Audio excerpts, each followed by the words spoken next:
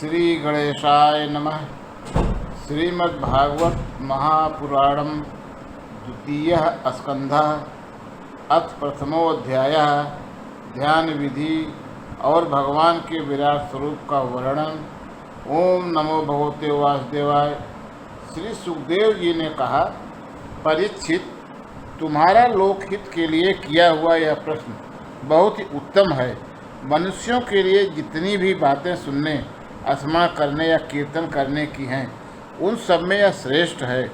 आत्मज्ञानी महापुरुष ऐसे प्रश्न का बड़ा आदर करते हैं। राजेंद्र, जो गृहस्थ घर के काम धंधों में उलझे हुए हैं, अपने स्वरूप को नहीं जानते, उनके लिए हजारों बातें कहने सुनने एवं सोचने करने की रहती है। उनकी सारी उम्र यूँ ही बीत जाती है। उनकी रात नींद या स्त्री प्रसंग से कटती है और दिन धन की हाय हाय या कुटुंबियों के भरण पोषण में समाप्त हो जाता है। संसार में जिन्हें अपना अत्यंत घनिष्ठ संबंधी कहा जाता है, वह शरीर, पुत्र, स्त्री आदि कुछ नहीं है, असत हैं। परंतु जीव उनके मोह में ऐसा पागल सा हो जाता है कि रात दिन उनको मृत्यु का ग्रास होते देखकर भी चेतना नहीं। इसलिए परीक्षित, जो अभय पद को प्राप्त करना चाहता है, उसे तो सर्वात्मा सर्वशक्तिमान भगवान श्री कृष्ण की लीलाओं का श्रवण, कीर्तन और स्मरण करना चाहिए। मनुष्य जन्म का यही इतना ही लाभ है, चाहे जैसे हो, ज्ञान से, भक्त से अथवा अपने धर्म की निष्ठा से जीवन को ऐसा बना लिया जाए कि मृत्यु के समय भगवान की स्मृति अवश्य बनी रहे।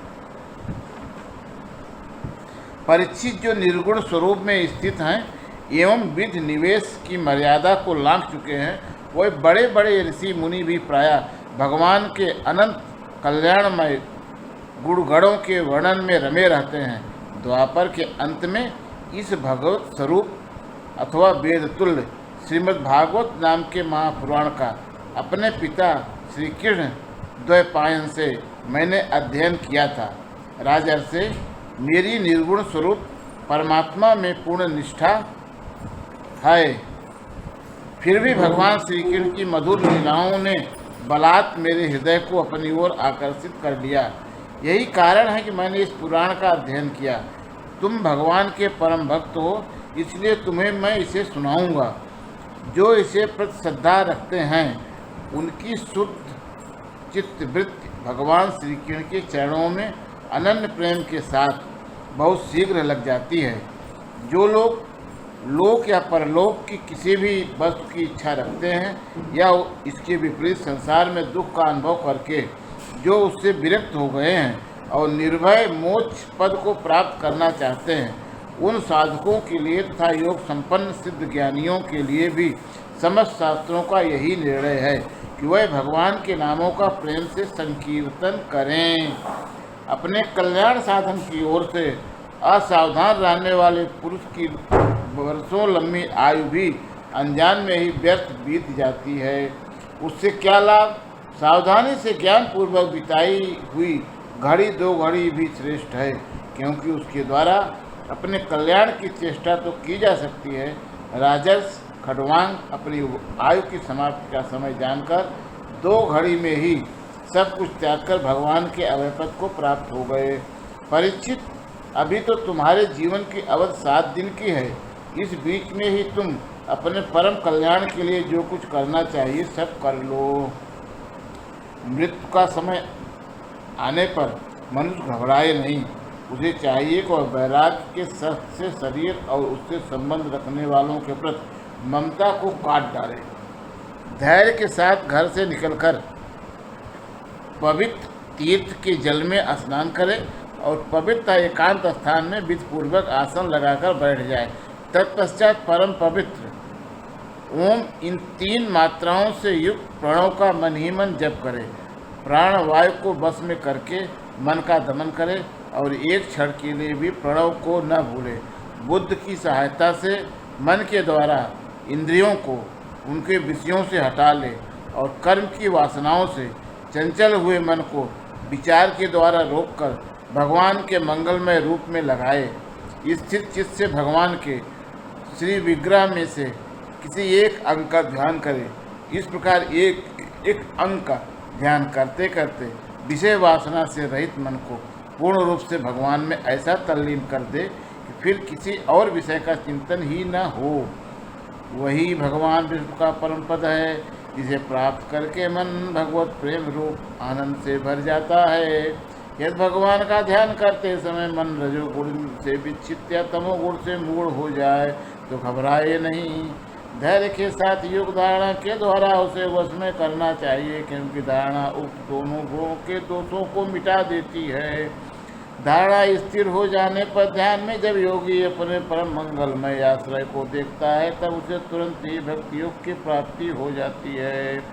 परीक्षित ने पूछा, ब्रह्मन धारणा किस साधन से किस वस्तु में किस प्रकार की जाती है और उसका क्या स्वरूप माना गया है जो शीघ्र ही मनुष्य के मन मैल मिटा देती है।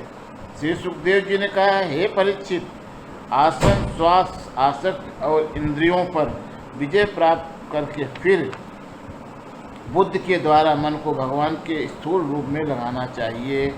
यह कार्य रूप संपूर्ण विश्व जो कुछ कभी था या होगा सबका सब जिसमें दिख पड़ता है वही भगवान का स्थूल से स्थूल और विराट शरीर है। जल, अग्नि, वायु, आकाश, अहंकार, महत और प्रकृति, इन 7 आवरणों से घिरे हुए इस ब्रह्मांड शरीर में जो विराट पुरुष भगवान हैं वही धारणा के आश्रय हैं, उन्हीं की धारणा की जाती है। तत्वज्ञ पुरुष उनका इस प्रकार वर्णन करते हैं, पाताल विराट पुरुष के तलवे हैं, उनकी एड़ियाँ और पंजे रसातल हैं, दोनों गुल्फ एड़ी के ऊपर की गांठें महातल हैं, उनके पैर के पिंडे तलातल हैं। विश्व मूर्ति भगवान के दोनों घुटने सुतल हैं, जांघें बितल और अतल हैं, पेड़ू भूतल है और परीक्षित उनके नाभ रूप सरोवर को ही आकाश कहते हैं। विश्व मूर्ति भगवान के दोनों घुटने सुतल हैं, जांघें बितल और अतल हैं, पेड़ भूतल है और परीक्षित उनके नाभ रूप सरोवर को ही आकाश कहते हैं।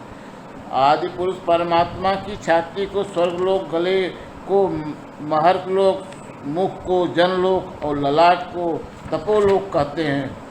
उन सहस्र सिर वाले भगवान का मस्तक समूह ही सत्यलोक है। इंद्रादि देवता उनकी भुजाएं हैं, दिशाएं कान और शब्द श्रवणेन्द्रिय हैं। दोनों अश्विनी कुमार उनकी नासिका के छिद्र हैं, गंध घ्राणेन्द्रिय हैं और धधकती हुई आग उनका मुख है। भगवान विष्णु के नेत्र अंतरिक्ष हैं, उनमें देखने की शक्ति सूर्य है। दोनों पल के रात और दिन हैं। उनका भूविलास ब्रह्मलोक है, ताल जल है और जिह्वा रस है। वेदों को भगवान का ब्रह्मरंध्र कहते हैं और यम को दाढ़ें। सब प्रकार के स्नेह दांत हैं और उनकी जगन मोहिनी माया को ही उनकी मुस्कान कहते हैं। यह अनंत सृष्टि उसी माया का कटाक्ष विक्षेप है। लज्जा ऊपर का ओठ और लोभ नीचे का होठ है। धर्म स्तन और अधर्म पीठ है। प्रजापति उनके मूत्रेंद्रिय हैं। मित्रावरण अंडकोश है। समुद्र कोख है और बड़े बड़े पर्वत उनकी हड्डियां हैं। राजन, विश्वमूर्ति विराट पुरुष की नाड़ियां नदियां हैं। वृक्ष रोम हैं, परम प्रबल वायु श्वास है। काल उनकी चाल है और गुणों का चक्कर चलाते रहना ही उनका कर्म है। परीक्षित, बादलों को उनके केस मानते हैं। संध्या उन अनंत का वस्त्र है। महात्माओं ने अव्यक्त को ही उनका हृदय बतलाया है और सब विकारों का खजाना उनका मन चंद्रमा कहा गया है। महत्व को सर्वात्मा भगवान का चित्त कहते हैं और रुद्र उनके अहंकार कहे गए हैं। घोड़े, खच्चर, ऊंट और हाथी उनके नख हैं। वन में रहने वाले सारे मृग और पशु उनके कट प्रदेश में स्थित हैं। तरह तरह के पक्षी उनके अद्भुत रचना कौशल हैं। स्वयंभू मन उनकी बुद्धि है और मन की संतान मनुष्य उनके निवास स्थान है। गंधर्व, विद्याधर, चारण और सराएं उनके खड्ग आदि स्वरों की स्मृति हैं। दैत्य उनके वीर हैं। ब्राह्मण मुख, क्षत्रिय भुजाएं, वैश्य जंघाएं और शूद्र उन विराट पुरुष के चरण हैं। विविध देवताओं के नाम से जो बड़े बड़े द्रव्यमय यज्ञ किए गए जाते हैं वह उनके कर्म हैं। परीक्षित, विराट भगवान के स्थूल शरीर का यही स्वरूप है, सो मैंने तुम्हें सुना दिया। इसी में मुमुक्ष पुरुष बुद्धि के द्वारा मन को स्थिर करते हैं, क्योंकि इससे भिन्न और कोई वस्तु नहीं है। जैसे स्वप्न देखने वाला स्वप्न अवस्था में अपने आप को ही विविध पदार्थों के रूप में देखता है, वैसे ही सबकी बुद्धि वृत्तियों के द्वारा सब कुछ अनुभव करने वाला सर्वांतर्यामी परमात्मा भी एक ही है। उन सत्य स्वरूप आनंद विधि भगवान का ही भजन करना चाहिए। अन्य किसी भी वस्तु में आसक्ति नहीं करनी चाहिए, क्योंकि यह आसक्ति जीव के अधःपतन का हेतु है। इत श्रीमद्भागवते महापुराणे परमहंस्यां संहितायां द्वितीय स्कंधे महापुरुष संस्थानुवर्णे प्रथम अध्याय अथ द्वितीयो अध्याय। भगवान के स्थूल और सूक्ष्म रूपों की धारणा तथा कर्म मुक्त और सद्यो मुक्ति का वर्णन। श्री सुखदेव जी कहते हैं, सृष्टि के प्रारंभ में ब्रह्मा जी ने इसी धारणा के द्वारा प्रसन्न हुए भगवान से वह सृष्टि विषयक स्मृति प्राप्त की थी, जो पहले प्रलय काल में विलुप्त हो गई। इससे उनकी दृष्टि अमोघ और बुद्धि निश्चयात्मिकता हो गई। तब उन्होंने इस जगत को वैसे ही रचा जैसा कि यह प्रलय के पहले था। वेदों की वर्णन शैली ही इस प्रकार की है कि लोगों की बुद्धि स्वर्ग आदि निरर्थक नामों के फेर में फंस जाती है। जीव वहाँ सुख की वासना में स्वप्न सा देखता हुआ भटकने लगता है कि उन महामाया लोकों में कहीं भी उसे सच्चे सुख की प्राप्त नहीं होती। इसलिए विद्वान पुरुष को चाहिए कि वह विविध नाम वाले पदार्थों से उतना ही व्यवहार करे जितना प्रयोजनीय हो। अपनी बुद्धि को उनकी निस्सारता के निश्चय से परिपूर्ण रखे और एक क्षण के लिए भी असावधान न हो। यदि संसार के पदार्थ प्रारब्ध बस बिना परिश्रम के यूं ही मिल जाए, तब उनके उपार्जन का परिश्रम व्यर्थ समझकर उनके लिए कोई प्रयत्न न करे।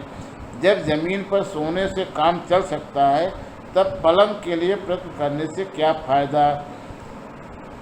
जब भुजाएं अपने को भगवान की कृपा से स्वयं ही मिली हुई हैं, तब तकियों की क्या आवश्यकता। जब अंजल से काम चल सकता है, तब बहुत से बर्तन क्यों बटोरें। वृक्ष की छाल पहनकर या वस्त्रहीन रहकर भी यदि जीवन धारण किया जा सकता है, तो वस्त्रों की क्या आवश्यकता है। पहनने को क्या रास्तों में चिथड़े नहीं हैं। भूख लगने पर दूसरों के लिए ही शरीर धारण करने वाले वृक्ष क्या फल फूल की भिक्षा नहीं देते। जल चाहने वालों के लिए नदियाँ क्या बिल्कुल सूख गई हैं।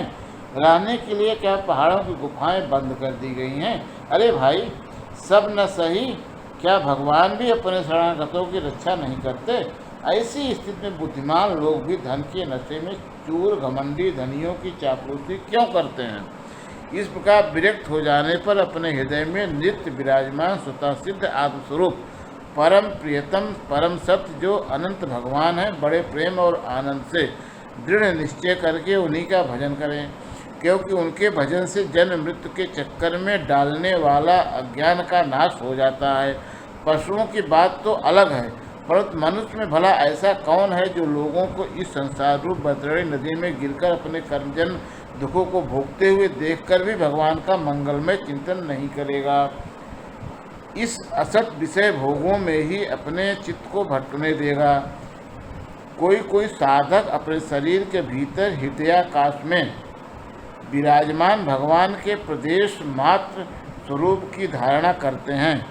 वह ऐसा ध्यान करते हैं कि भगवान की चार भुजाओं में शंख चक्र गदा और पद्म है। उनके मुख पर प्रसन्नता झलक रही है। कमल के समान विशाल और कोमल नेत्र हैं। कदम्ब के पुष्प की केसर के समान पीला वस्त्र धारण किए हुए हैं। भुजाओं में श्रेष्ठ रत्नों से जुड़े हुए सोने के बाजूबंद शोभायमान है।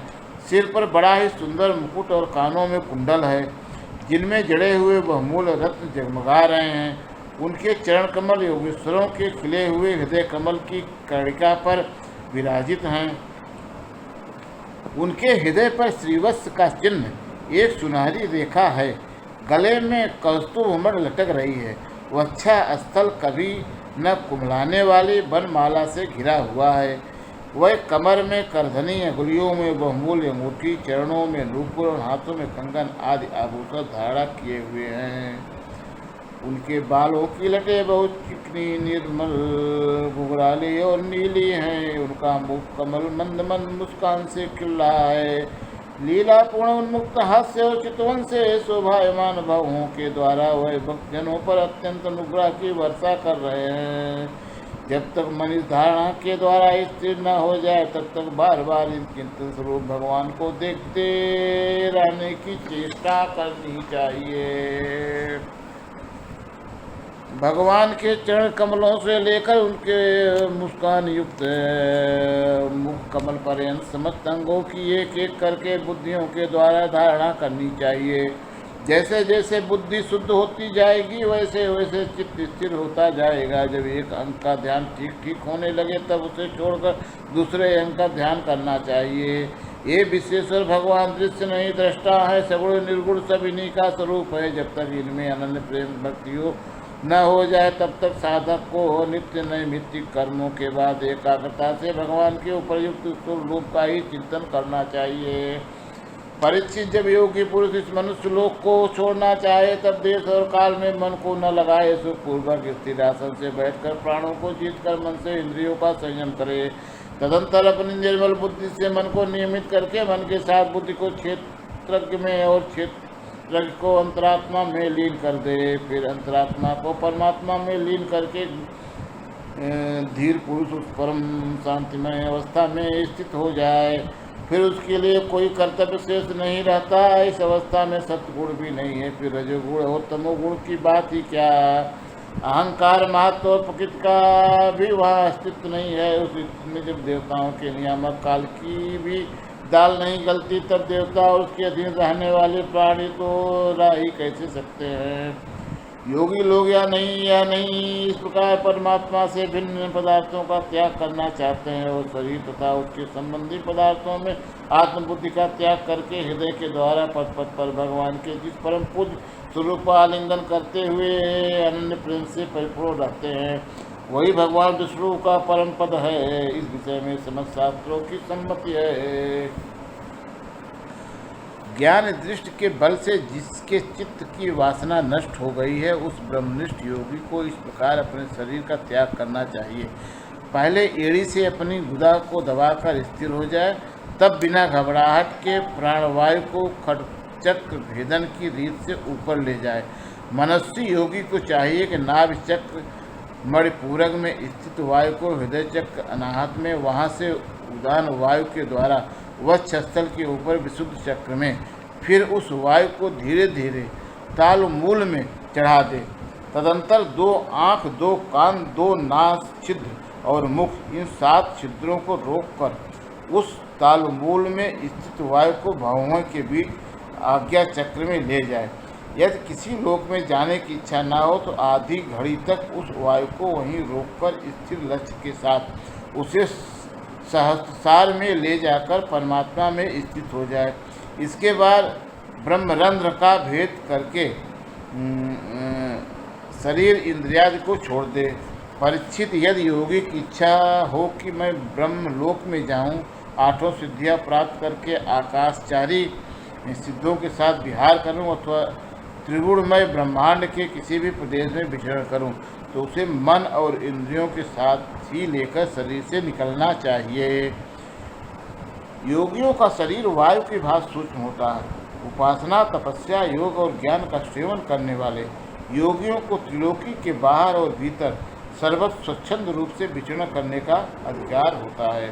केवल कर्मों के द्वारा इस प्रकार बेरोक टोक विचरना नहीं हो सकता। परीक्षित, योगी ज्योतिर्मय मार्ग सुषमा के द्वारा जब ब्रह्मलोक के लिए प्रस्थान करता है तब पहले वह आकाशवाणी से अग्निलोक में जाता है। वहाँ उसके बचे खुचे मल भी जल जाते हैं।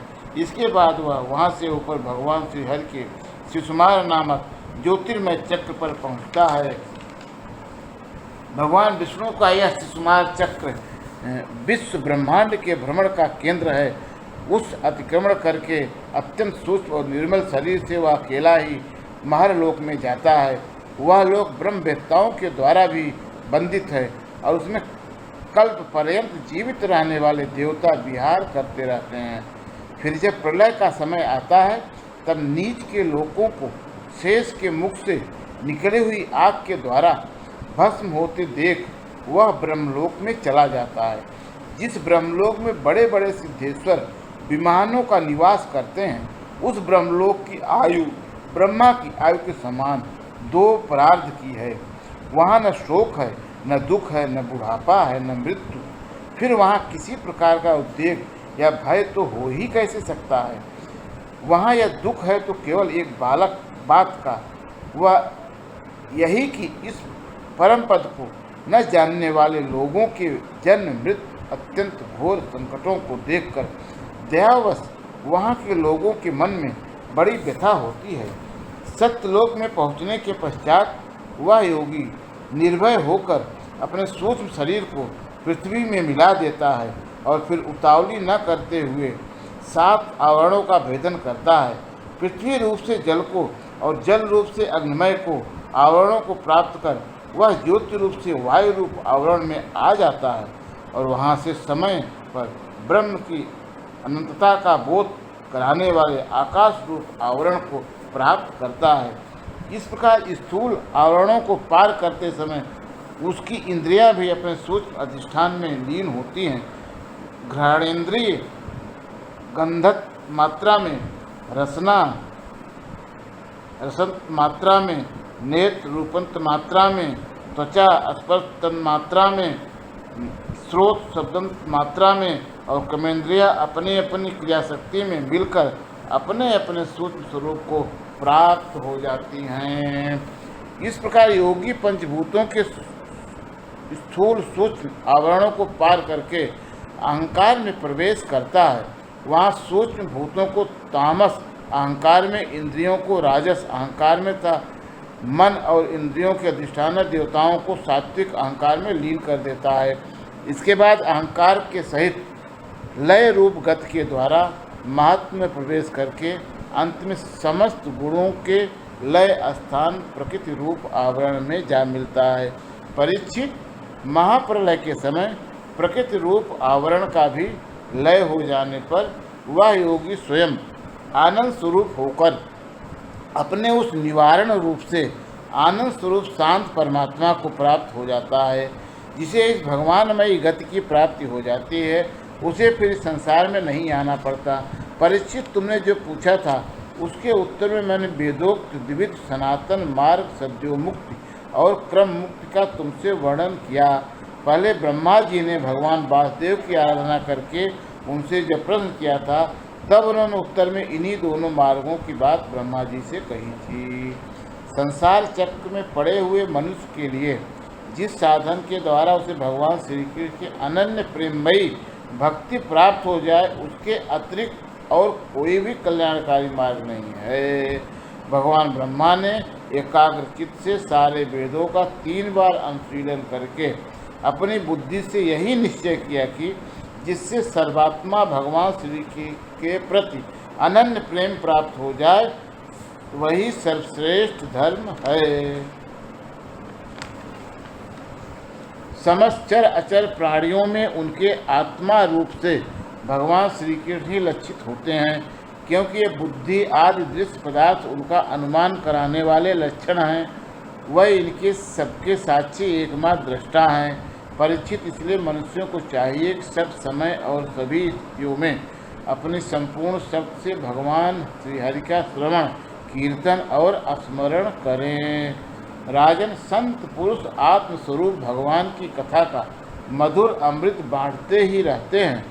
जो अपने कान के दोनों में भर भर कर उसका पान करते हैं, उनके हृदय में विषयों का विषैला प्रभाव जाता रहता है और वह शुद्ध हो जाता है और भगवान श्री कृष्ण के चरण कमलों की समृद्धि प्राप्त कर लेते हैं। इत श्रीमद्भागवते महापुराणे परमहंस्यां संहितायां द्वितीय स्कंदे पुरुष संस्थान वर्णम नाम द्वितीयोऽध्याय।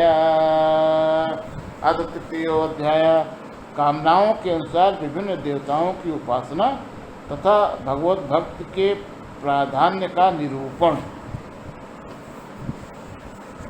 श्री सुखदेव जी ने कहा, परीक्षित, तुमने मुझसे जो पूछा था, मरते समय बुद्धिमान मनुष्य को क्या करना चाहिए, उसका उत्तर मैंने तुम्हें दे दिया। जो ब्रह्मतेज का इच्छुक हो वह बृहस्पति की, जिसे इंद्रियों की विशेष शक्ति की कामना हो वह इंद्र की, जिसे संतान की लालसा वह प्रजापतियों की उपासना करे, जिसे लक्ष्मी चाहिए वह महादेवी की, जिसे तेज चाहिए वह अग्नि की, जिसे धन चाहिए वह वसुओं की, और जिस प्रभावशाली पुरुष को वीरता की चाह हो उसे रुद्रों की उपासना करनी चाहिए, जिसे बहुत अन्न प्राप्त करने की इच्छा हो वह आदित्य का, जिसे स्वर्ग की कामना हो आदित्य के पुत्र देवताओं का, जिसे राज्य की अभिलाषा हो वह विश्व देवों का, और जो प्रजा को अपने अनुकूल बनाने की इच्छा रखता है उस साधु देवताओं का आराधना करना चाहिए। आयु की इच्छा से अश्विनी कुमारों का, पुष्प की इच्छा से पृथ्वी का, प्रतिष्ठा की चाह से तो लोक माता पृथ्वी और आकाश का सेवन करना चाहिए। सौंदर्य की चाह से गंधर्वों की, पत्नी की प्राप्ति के लिए उर्वशी अप्सरा की, और सबका स्वामी बनने के लिए ब्रह्मा की आराधना करनी चाहिए। जिससे यश की इच्छा हो वह यज्ञ पुरुष की, जिसे खजाने की लालसा हो वह वरुण की, विद्या प्राप्त करने की आकांक्षा हो भगवान शंकर की, और पति पत्नी में परस्पर प्रेम बनाए रखने के लिए पार्वती जी की उपासना करनी चाहिए। धर्म उपार्जन करने के लिए विष्णु भगवान की, वंश परंपरा की रक्षा के लिए पितरों की, बाधाओं से बचने के लिए यक्षों की, और बलवान होने के लिए मरुगणों की आराधना करनी चाहिए। राज्य के लिए मनमंत्रों के अधिपति देवों की, अभिचार के लिए नृत्य को, भोगों के लिए चंद्रमा को, निष्कामता प्राप्त करने के लिए परम पुरुष नारायण को भजना चाहिए। और जो बुद्धिमान पुरुष है वह चाहे निष्काम हो, समस्त कामनाओं से युक्त हो अथवा मोक्ष चाहता हो, उसे तो तीव्र भक्ति योग के द्वारा केवल पुरुषोत्तम भगवान की ही आराधना करनी चाहिए। जितने भी उपासक हैं उनका सबसे बड़ा हित इसी में है कि वह भगवान के प्रेमी भक्तों का संग करके भगवान में अविचल प्रेम प्राप्त कर लें। ऐसे पुरुषों के सत्संग में भगवान की लीला कथाएं होती हैं, उनसे उस दुर्लभ ज्ञान की प्राप्ति होती है जिससे संसार सागर की त्रिगुणमयी तरंगमालाओं के थपेड़े शांत हो जाते हैं। हृदय शुद्ध होकर आनंद का अनुभव होने लगता है। इंद्रियों के विषय में आसक्ति नहीं रहती। कैवल्य मोक्ष का सर्वसम्मत मार्ग भक्ति योग प्राप्त हो जाता है। भगवान की ऐसी रसमयी कथाओं का चस्का लग जाने पर भला कौन ऐसा है जो प्रेम न करे। सौनक जी ने कहा, सूत जी, राजा परीक्षित ने सुखदेव जी की यह बात सुनकर उनसे और क्या पूछा, तो वह सर्वज्ञ होने के साथ ही साथ मधुर वर्णन करने में भी बड़े निपुण थे। सूत जी, आप तो सब कुछ जानते हैं, हम लोग उनकी वह बातचीत बड़े प्रेम से सुनना चाहते हैं। आप कृपा करके अवश्य सुनाइए, क्योंकि संतों की सभा में ऐसी ही बात होती है जिनका पर्यवसान भगवान की रसमयी लीला कथा में ही होता है। पांडुनंदन मारुति राजा परीक्षित बड़े भगवत भक्त थे। बाल्यावस्था में खिलौनों से खेलते समय भी वह श्री कृष्ण लीला का ही रस लेते थे।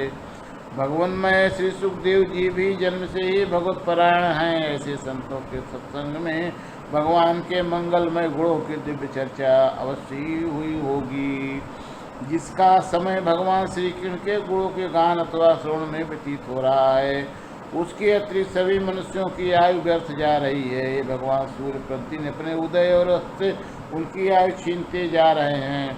क्या वृक्ष नहीं जीते, क्या लोहार की धकनी सांस नहीं लेती, गांव के अन्य पालतू पशु क्या मनुष्य पशु की तरह खाते पीते या मैथुन नहीं करते। जिसके कान में भगवान श्री कृष्ण की लीला कथा कभी नहीं पड़ी, वह नर पशु कुत्ते ग्राम सूकर ऊँट और गधे से भी गया बीता है। सूत जी, जो मनुष्य भगवान श्री कृष्ण की कथा कभी नहीं सुनता उसके कान बिल के समान है। जो जीव भगवान की लीलाओं का गायन नहीं करती वह मेढक की जीभ के समान टर टर करने वाली है।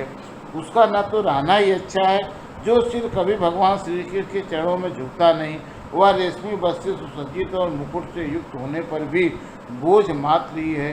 जो हाथ भगवान की सेवा पूजा नहीं करते वह सोने के कंगन से भूषित होने पर भी मुर्दे के हाथ हैं। जो आंखें भगवान की याद दिलाने वाली मूर्त, तीर्थ, नदी आदि का दर्शन नहीं करती वो मोरों पर पंख में बने हुए आंखों के चिन्ह के समान निरर्थक है। मनुष्यों के वह पैर चलने की शक्ति रखने पर भी न चलने वाले पेड़ों जैसे ही हैं, जो भगवान की लीला स्थलियों की यात्रा नहीं करते हैं। जिस मनुष्य ने भगवत प्रेमी संतों के चरणों की धूल कभी सिर पर नहीं चढ़ाई वह जीता हुआ भी मुर्दा है। जिस मनुष्य ने भगवान के चरणों पर चढ़ी हुई तुलसी की सुगंध लेकर उसकी सराहना नहीं की वह श्वास लेता हुआ भी श्वास रहित शव है। सूत जी, वह हृदय नहीं लोभा है जो भगवान के मंगलमय नामों का श्रवण कीर्तन करने पर भी पिघलकर उन्हीं की ओर बह नहीं जाता। जिस समय हृदय पिघल जाता है उस समय नेत्रों में आंसू छलकने लगते हैं और शरीर का रोम रोम खिल उठता है। प्रिय सूत जी, आपकी बाणी हमारे हृदय को मधुरता से भर देती है। इसलिए भगवान के परम भक्त आत्मविद्या विशारद श्री सुखदेव जी ने परीक्षित के सुंदर प्रश्न करने पर जो कुछ कहा वह संवाद आप कृपा करके हम लोगों को सुनाइए। इत श्रीमद्भागवते महापुराणे परमहंस्यां संहितायां द्वितीय स्कंधे तृतीयोऽध्याय अथ चतुर्थो अध्याय राजा का सृष्टि विषयक प्रश्न और सुखदेव जी का कथा आरंभ। सूत जी कहते हैं, सुखदेव जी के वचन भगवत तत्व का निश्चय कराने वाले थे। उत्तरानंदन राजा परीक्षित ने सुनकर अपनी शुद्ध बुद्धि भगवान श्री कृष्ण के चरणों में अनन्य भाव से समर्पित कर दी। शरीर, पत्नी, पुत्र, महल, पशु, धन, भाई, बंधु और निष्कंटक राज्य में नित्य के अभ्यास के कारण उनकी दृढ़ ममता हो गई। एक क्षण में ही उन्होंने उस ममता का त्याग कर दिया। सौनकादि ऋषियों महामनस्वी परीक्षित ने अपनी मृत्यु का निश्चित समय जान लिया था। इसलिए उन्होंने धर्म, अर्थ और काम से संबंध रखने वाले जितने भी कर्म थे उनका संन्यास कर दिया। इसके बाद भगवान श्री कृष्ण में सुदृढ़ आत्मभाव को प्राप्त होकर बड़ी श्रद्धा से भगवान श्री कृष्ण की महिमा सुनने के लिए उन्होंने श्री सुखदेव जी से यही प्रश्न किया जिसे आप लोग मुझसे पूछ रहे हैं। परीक्षित ने पूछा, भगवान स्वरूप मुनिवर, आप परम पवित्र और सर्वज्ञ हैं। आपने जो कुछ कहा है वह सत्य एवं उचित है। आप ज्यों ज्यों भगवान की कथा कहते जा रहे हैं त्यों तो मेरे अज्ञान का पर्दा फटता जा रहा है। मैं आपसे फिर भी यह जानना चाहता हूँ कि भगवान अपनी माया से इस संसार की सृष्टि कैसे करते हैं। इस संसार की रचना तो इतनी रहस्यमयी है कि ब्रह्मादि समर्थ लोकपाल भी इसके समझने में भूल कर बैठते हैं। भगवान कैसे इस विश्व की रक्षा और संहार करते हैं। अनंत शक्ति परमात्मा किन किन शक्तियों को आश्रय लेकर अपने आप को खिलौने बनाकर खेलते हैं। ये बच्चों के बनाए हुए घरौंदों की तरह ब्रह्मांडों को कैसे बनाते हैं और किस प्रकार बात की बात में मिटा देते हैं। भगवान श्रीहरि की लीलाएं बड़ी ही अद्भुत अचिंत्य हैं। इसमें संदेह नहीं कि बड़े बड़े विद्वानों के लिए भी उनकी लीला का रस समझना अत्यंत कठिन प्रतीत होता है। भगवान तो अकेले ही हैं। वह बहुत से कर्म करने के लिए पुरुष रूप से प्रकृति के विभिन्न गुणों को एक साथ ही धारण करते हैं। अनेकों अवतार ग्रहण करके उन्हें क्रमशः धारण करते हैं। मुनिवर, आप वेद और ब्रह्मतत्व दोनों के पूर्ण मर्मज्ञ हैं, इसलिए मेरे इस संदेह का निवारण कीजिए। सूत जी कहते हैं, जब राजा परीक्षित ने भगवान के गुणों का वर्णन करने के लिए उनसे इस प्रकार प्रार्थना की तब श्री सुखदेव जी ने भगवान श्री कृष्ण का बार बार स्मरण करके अपना प्रवचन प्रारंभ किया। श्री सुखदेव जी ने कहा, उन पुरुषोत्तम भगवान के चरण कमलों में मेरे कोटि कोटि प्रणाम हैं, जो संसार की उत्पत्ति, स्थिति और प्रलय की लीला करने के लिए सत्व, रज और तमोगुण तीन शक्तियों को स्वीकार कर ब्रह्मा, विष्णु और शंकर का रूप धारण करते हैं, जो समस्त चर अचर प्राणियों के हृदय में अंतर्यामी रूप से विराजमान हैं, जिनका स्वरूप और उनकी उपलब्धि का मार्ग बुद्धि के विषय नहीं है, जो स्वयं अनंत हैं और जिनकी महिमा भी अनंत है। हम पुनः बार बार उनके चरणों में नमस्कार करते हैं, जो सत्पुरुषों का दुख मिटाकर उन्हें अपने प्रेम का दान करते हैं, दुष्टों की शारीरिक बढ़ती रोक कर उन्हें मुक्त देते हैं। जो लोग परमहंस आश्रम में स्थित हैं उन्हें उनके भी अभीष्ट वस्तु का दान करते हैं, क्योंकि चर अचर समस्त प्राणी उन्हीं की मूर्ति हैं, इसलिए किसी ने भी उनका पक्षपात नहीं है। जो बड़े ही भक्त वत्सल हैं, हठपूर्वक भक्तिहीन साधन करने वाले लोग जिनकी छाया भी नहीं छू सकते, जिनके समान भी किसी का ऐश्वर्य नहीं है, फिर उससे अधिक तो हो ही कैसे सकता है। ऐसे ऐश्वर्य से युक्त होकर जो निरंतर ब्रह्म स्वरूप अपने धाम में विहार करते रहते हैं, उन भगवान श्री कृष्ण को मैं बार बार नमस्कार करता हूँ।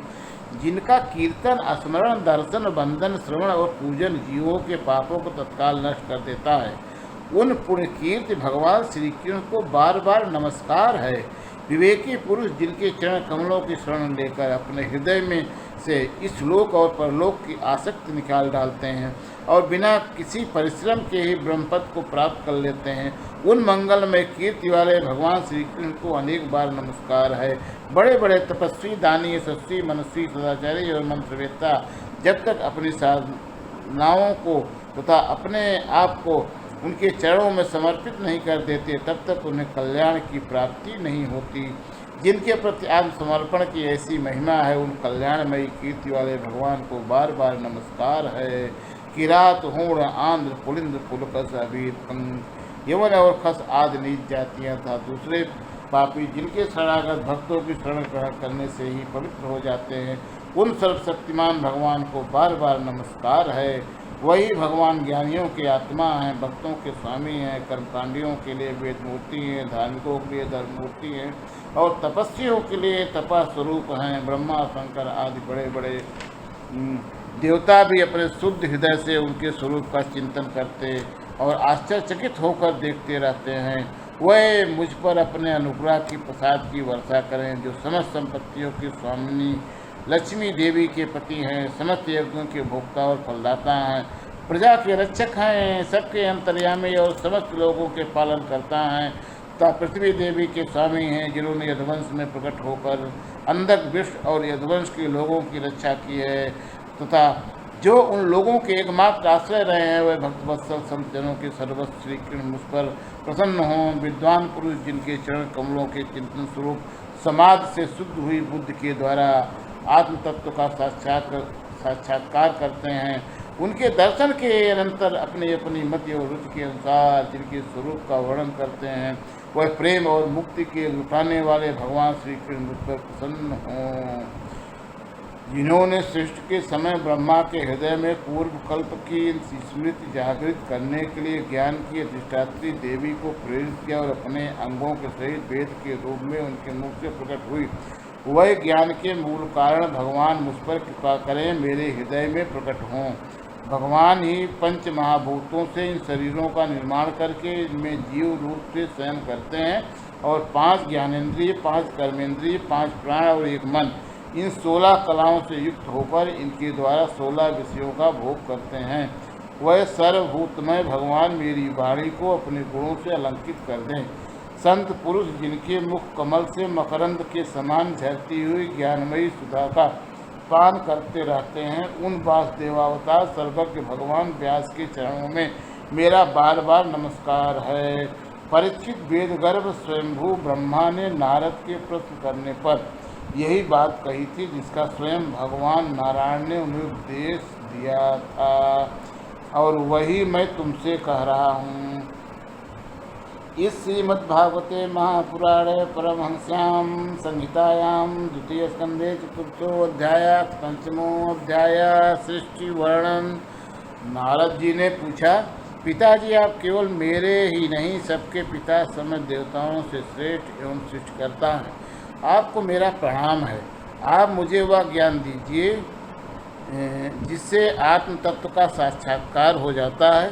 पिताजी संसार का क्या लक्षण है, इसका आधार क्या है, इसका निर्माण किसने किया है, इसका प्रलय किसमें होता है या किसके अधीन है, वास्तव में यह क्या है, आप इसका तत्व बताइए। आप तो यह सब कुछ जानते हैं, क्योंकि जो कुछ हुआ है वह हो रहा है या होगा, उसके स्वामी आप ही हैं। यह सारा संसार हथेली पर रखे हुए आंवले के समान आपकी ज्ञान दृष्टि के अंतर्गत ही है। पिताजी आपको यह ज्ञान कहाँ से मिला, आप किसके आधार पर ठहरे हुए हैं, आपका स्वामी कौन है, आपका स्वरूप क्या है, आप अकेले ही अपनी माया से पंचभूतों के द्वारा प्राणियों की सृष्टि कर लेते हैं। कितना अद्भुत है! जैसे मकड़ी अनायास ही अपने मुंह से जाला निकालकर उसमें खेलने लगती है, वैसे ही आप अपनी शक्ति के आश्रय से जीवों को अपने में ही उत्पन्न करते हैं, फिर भी आप में कोई विकार नहीं होता। जगत में नाम, रूप और गुणों से जो कुछ जाना जाता है, उसमें मैं ऐसी कोई सत, असत, उत्तम, मध्यम या अधम वस्तु नहीं देखता जो आपके सिवा और किसी से उत्पन्न हुई हो। इस प्रकार सबके ईश्वर होकर भी आपने एकाग्रचित्त से घोर तपस्या की। इस बात से मुझे मोह के साथ साथ बहुत बड़ी शंका भी हो रही है कि आपसे बड़ा भी कोई है क्या? पिताजी, आप सर्वज्ञ और सर्वेश्वर हैं। जो कुछ मैं पूछ रहा हूँ वह सब आप कृपा करके मुझे इस प्रकार समझाइए कि जिससे मैं आपके उपदेशों को ठीक ठीक समझ सकूँ। ब्रह्मा जी ने कहा, बेटा नारद, तुमने जीवों के प्रति करुणा के भाव से भरकर यह बहुत ही सुंदर प्रश्न किया है, क्योंकि इससे भगवान के गुणों का वर्णन करने की प्रेरणा मुझे प्राप्त हुई है। तुमने मेरे विषय में जो कुछ कहा, तुम्हारा वह कथन भी असत्य नहीं है, क्योंकि जब तक मुझसे परे का तत्व जो भगवान स्वयं ही है जान नहीं लिया जाता, तब तक मेरा ऐसा ही प्रभाव प्रतीत होता है। जैसे सूर्य, अग्नि, चंद्रमा, ग्रह, नक्षत्र, तारे उन्हीं के प्रकाश से प्रकाशित होकर जगत में प्रकाश फैलाते हैं, वैसे ही मैं भी उन्हीं स्वयं प्रकाश भगवान के चिन्मय प्रकाश से प्रकाशित होकर संसार को प्रकाशित कर रहा हूँ। उन भगवान वासुदेव की मैं वंदना करता हूँ, जो ध्यान भी जिनकी दुर्जय माया से मोहित होकर लोग मुझे जगतगुरु कहते हैं। यह माया तो उनकी आंखों के सामने ठहरती ही नहीं, झेप कर दूर से ही भाग जाती है, पर संसार के अज्ञानी जन उसी से मोहित होकर यह मैं हूँ, यह मेरा है, इसका बकते रहते हैं। भगवत स्वरूप नारद द्रव्य, कर्म, काल, स्वभाव और जीव वास्तव में भगवान से भिन्न दूसरी कोई भी वस्तु नहीं है। वेद नारायण के परायण हैं, देवता भी नारायण के अंगों में कल्पित हुए हैं और समस्त यज्ञ भी नारायण की प्रसन्नता के लिए ही है। उनके जिन लोगों को प्राप्ति होती वह भी नारायण में ही कल्पित हैं। सब प्रकार के योग भी नारायण की प्राप्ति के ही हेतु हैं। सारी तपस्याएं नारायण की ओर ही ले जाने वाली हैं। ज्ञान के द्वारा भी नारायण ही जाने जाते हैं। समस्त साध्य और साधनों का पर्यवसान भगवान नारायण में ही है। वह दृष्टा होने पर भी ईश्वर हैं, स्वामी हैं, निर्विकार होने पर भी सर्वस्वरूप हैं। उन्होंने ही मुझे बनाया है और उनकी दृष्टि से ही प्रेरित होकर मैं उनके इच्छानुसार सृष्टि रचना करता हूँ। भगवान माया के गुणों के से रहित एवं अनंत हैं। सृष्टि, स्थिति और प्रलय के लिए रजोगुण, सत्वगुण, तमोगुण ये तीन गुण माया के द्वारा इसमें स्वीकार किए गए हैं। ये ही तीनों गुण द्रव्य, ज्ञान और क्रिया का आश्रय लेकर मायातीत नित्य मुक्त पुरुष को ही माया में स्थित होने पर कार्य, कारण और कर्तापन के अभिमान से बांध लेते हैं। नारद इंद्रियातीत भगवान गुणों के इन तीन आवरणों से अपने स्वरूप को भलीभांति ढक लेते हैं, इसलिए लोग उनकी नहीं जान पाते। सारे संसार के और मेरे भी एकमात्र स्वामी वही है। मायापति भगवान ने एक से बहुत होने की इच्छा होने पर अपनी माया से अपने स्वरूप में स्वयं प्राप्त काल, कर्म, स्वभाव को स्वीकार कर लिया। भगवान की शक्ति से ही काल ने तीन गुणों में क्षोभ उत्पन्न कर दिया, स्वभाव से उन्हें रूपांतरित कर दिया। कर्म ने महत्व को जन्म दिया। रजोगुण और सत्वगुण की बुद्धि वृद्धि होने पर महत्व का जो विकार हुआ, उससे ज्ञान, क्रिया और द्रव्य रूप तमह प्रधान विकार हुआ, वह अहंकार कहलाया और विकार को प्राप्त होकर तीन प्रकार का हो गया। उसके भेद हैं वैकारिक, तेजस और तामस। नारद जी, वह क्रमशः ज्ञान शक्ति, क्रिया शक्ति और द्रव्य शक्ति प्रधान हैं। जब पंच महाभूतों के कारण तामस अहंकार में विकार हुआ, तब उससे आकाश की उत्पत्ति हुई। आकाश की तन्मात्रा और गुण शब्द हैं। इस शब्द के द्वारा ही दृष्टा और दृश्य का बोध होता है। जब आकाश में विकार हुआ, तब उससे वायु की उत्पत्ति हुई। उसका गुण स्पर्श है। अपने कारण का गुण आ जाने की यह शब्द बाला भी है। इंद्रियों में स्फूर्त, शरीर में जीवन शक्ति, ओज और बल इसी के रूप हैं। काल, कर्म और स्वभाव से वायु में भी विकार हुआ, उससे तेज की उत्पत्ति हुई। इसका प्रधान गुण रूप है। साथ ही इसके कारण आकाश और वायु के गुण शब्द एवं स्पर्श भी इसमें हैं।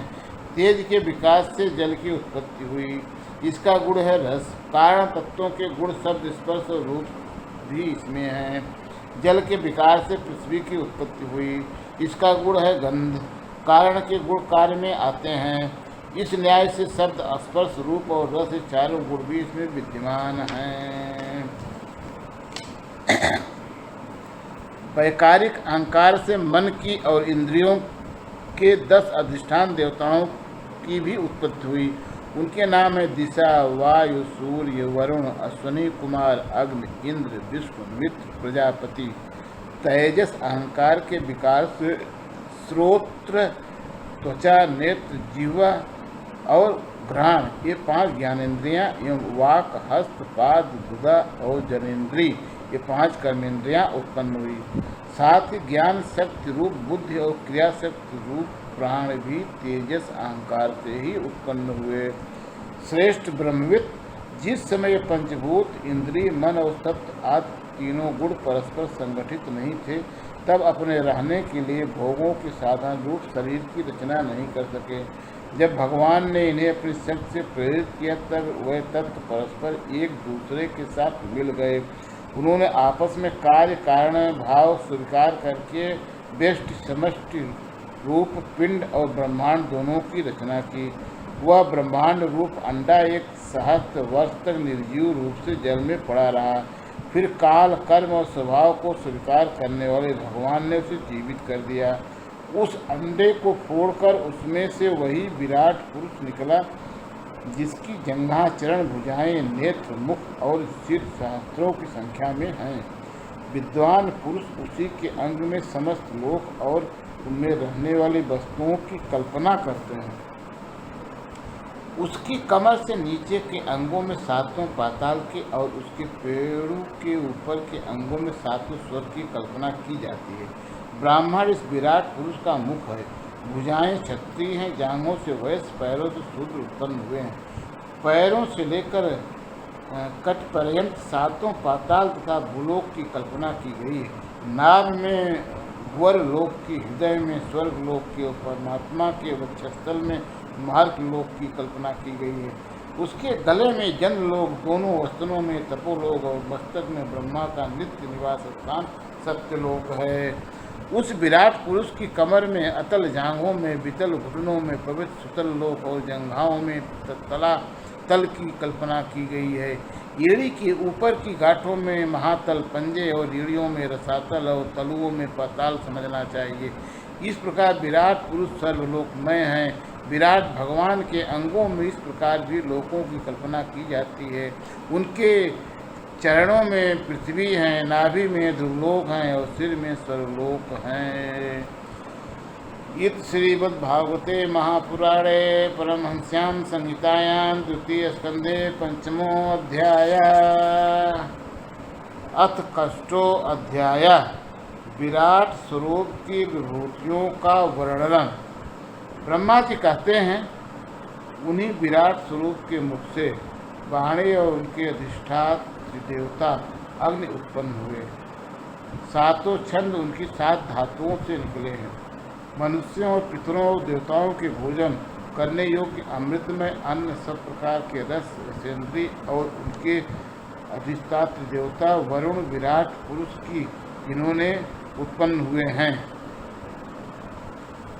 उनके नासाद्रों से प्राण, अपान, व्यान, उदान और समान 5 प्राण और वायु तथा घ्राणेन्द्रिय से अश्वनी कुमार समस्त औषधियाँ एवं साधारण तथा विशेष गंध उत्पन्न हुए हैं। उनकी नेत्रेंद्रिय रूप और तेज की तथा नेत्र गोलक, स्वर्ग और सूर्य की जन्मभूमि है। समस्त दिशाएं और पवित्र करने वाले तीर्थ कानों से आकाश और शब्द श्रोतेंद्रिय से निकले हैं। उनका शरीर संसार की सभी वस्तुओं के सार्वभाग सौंदर्य का खजाना है। सारे यज्ञ, स्पर्श और वायु उनकी त्वचा से निकले हैं। उनके रोम सभी उद्भिज पदार्थों के जन्मस्थान हैं। उनका केवल उन्हीं के जिनसे यज्ञ संपन्न होते हैं।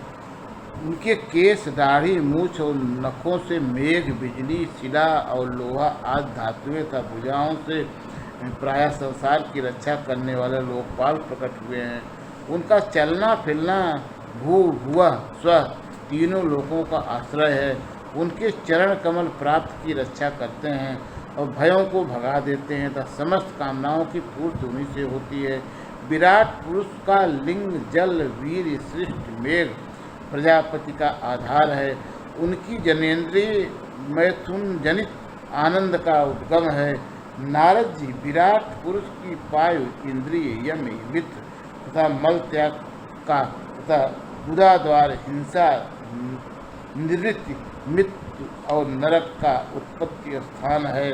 उनकी पीठ से पराजय अधर्म और अज्ञान, नाड़ियों से नद नदी और हड्डियों से पर्वतों का निर्माण हुआ है।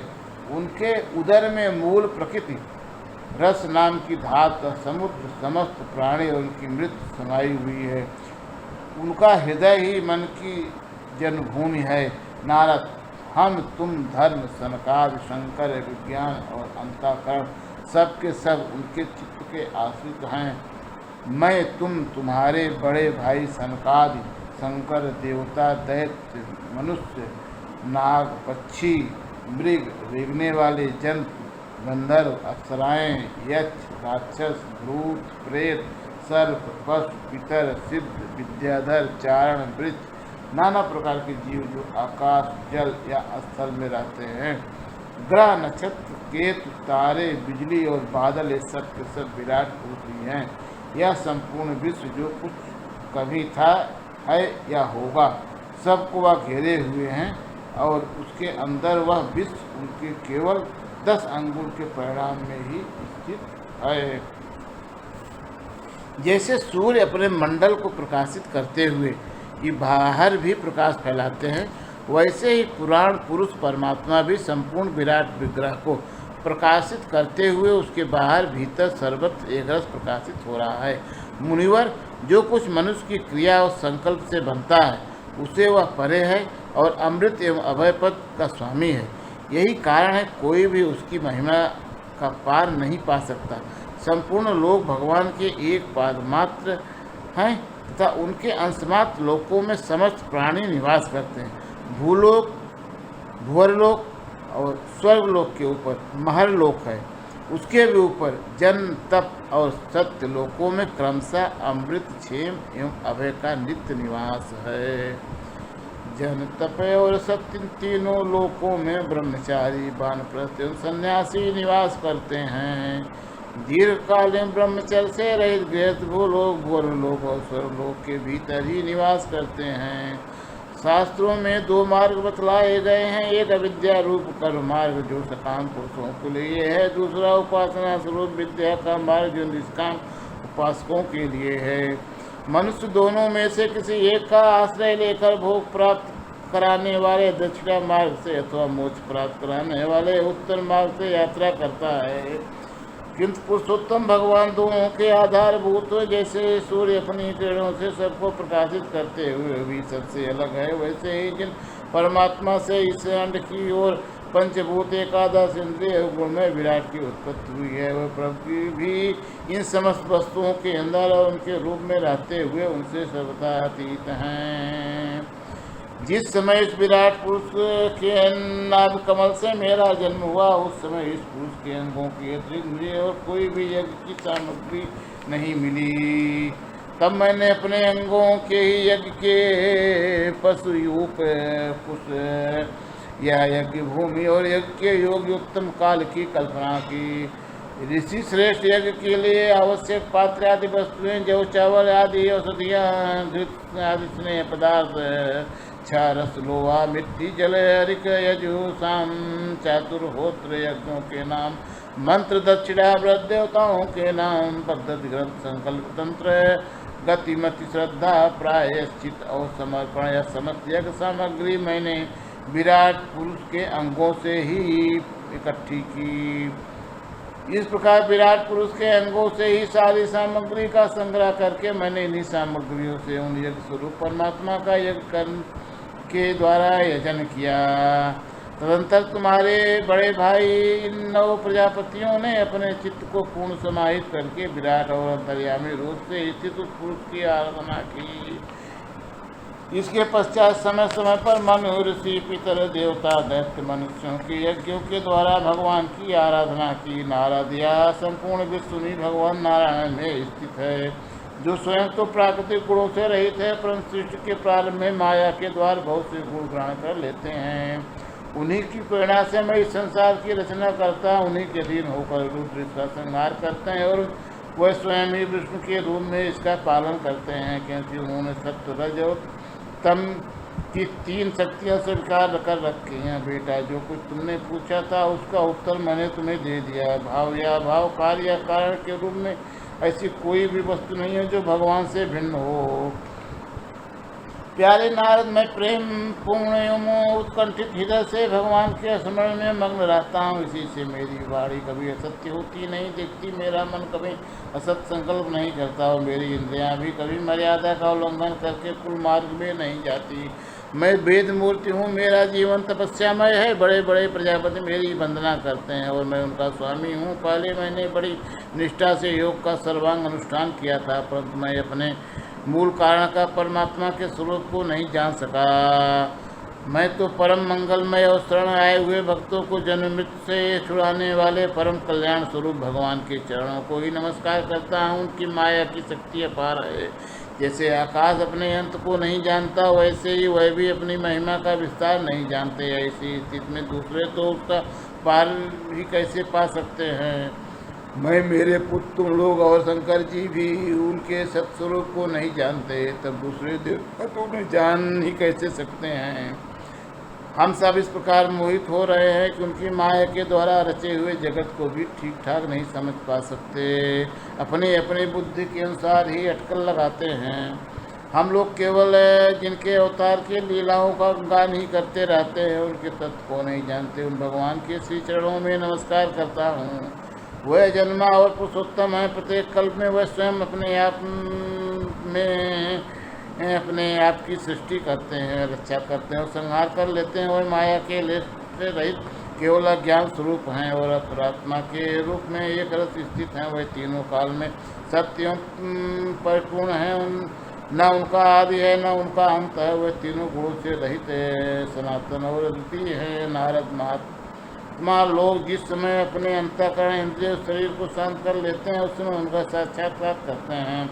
परंतु जब असत पुरुषों के द्वारा कुतर्कों का जाल बिछाकर उनको ढक लिया जाता है, तब उनके दर्शन नहीं हो पाते।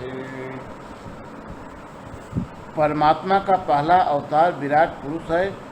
उसके सिवा काल, स्वभाव, कार्य, कारण, मन, स्पंदभूत, अहंकार, तीनों गुण, इंद्रिया, ब्रह्मांड, शरीर, उसका अभिमानी, अस्थावर और जंगम जीव सब के सब उन अनंत भाव भगवान के ही रूप हैं। मैं, शंकर, विष्णु, दक्ष आदि ये प्रजापति, तुम और तुम्हारे जैसे अन्य भक्तजन, सर्वलोक के रक्षक, पक्षियों के राजा, मनुष्य लोक के राजा, नीचों के लोकों के राजा, गंधर्व, विद्याधर और चारणों के अधिनायक, यक्ष, राक्षस, सांप और नागों के स्वामी, मार्स, पितृपति, दैत्येंद्र, सिद्धेश्वर, दानवराज और भी प्रेत, पिशाच, भूत, उस्मान, जल, जंतु, मृग और पक्षियों के स्वामी एवं संसार में और भी जितनी वस्तुएं ऐश्वर्य, तेज, इंद्रिय बल, मनोबल, शरीर बल या क्षमा से युक्त हैं, अथवा जो भी विशेष सौंदर्य, लज्जा, वैभव तथा विभूति से युक्त हैं, एवं बिजली भी वस्तुएं, जितनी भी वस्तुएं अद्भुत वर्णवाली, रूपवान या अरूप हैं, वह सब के सब परम तत्व भगवत रूप ही हैं। नारद, इनके सिवा परम पुरुष परमात्मा के परम पवित्र एवं प्रधान लीलावतार भी शास्त्रों में वर्णित हैं। उनका मैं क्रमशः वर्णन करता हूँ कि चरित्र सुनने में बड़े मधुर एवं श्रवणेन्द्रिय के दोषों को दूर करने वाले, तुम सावधान होकर उसका रस लो। इत श्रीमद्भागवते श्री महापुराणे परमहंस्यां संहितायां द्वितीय स्कंधे षष्ठोऽध्याय अथ सप्तमो अध्याय। भगवान के लीला अवतारों की कथा ब्रह्मा जी कहते हैं। अनंत भगवान ने प्रलय के जल में डूबी हुई पृथ्वी का उद्धार करने के लिए समस्त यज्ञमय वराह शरीर ग्रहण किया। आदि दैत्य हिरण्याक्ष जल के अंदर ही लड़ने के लिए उनके सामने आया। जैसे इंद्र ने अपने वज्र से पर्वतों के पंख काट डाले थे, वैसे ही वराह भगवान ने अपनी डाढ़ों से उसके टुकड़े टुकड़े कर दिए। फिर उन्हीं प्रभु ने रुचि नामक प्रजापति की पत्नी आकूत के गर्भ से सुयज्ञ के रूप में अवतार ग्रहण किया। इस अवतार में उन्होंने दक्षिणा नामक पत्नी से स्वयं नाम के देवताओं को उत्पन्न किया और तीनों लोकों के बड़े बड़े संकट हर लिए। इसी से स्वयंभू मनु ने उन्हें हरि के नाम से पुकारा। नारद करदम प्रजापति के घर देवहूत के गर्भ से 9 बहनों के साथ भगवान ने कपिल के रूप में अवतार ग्रहण किया।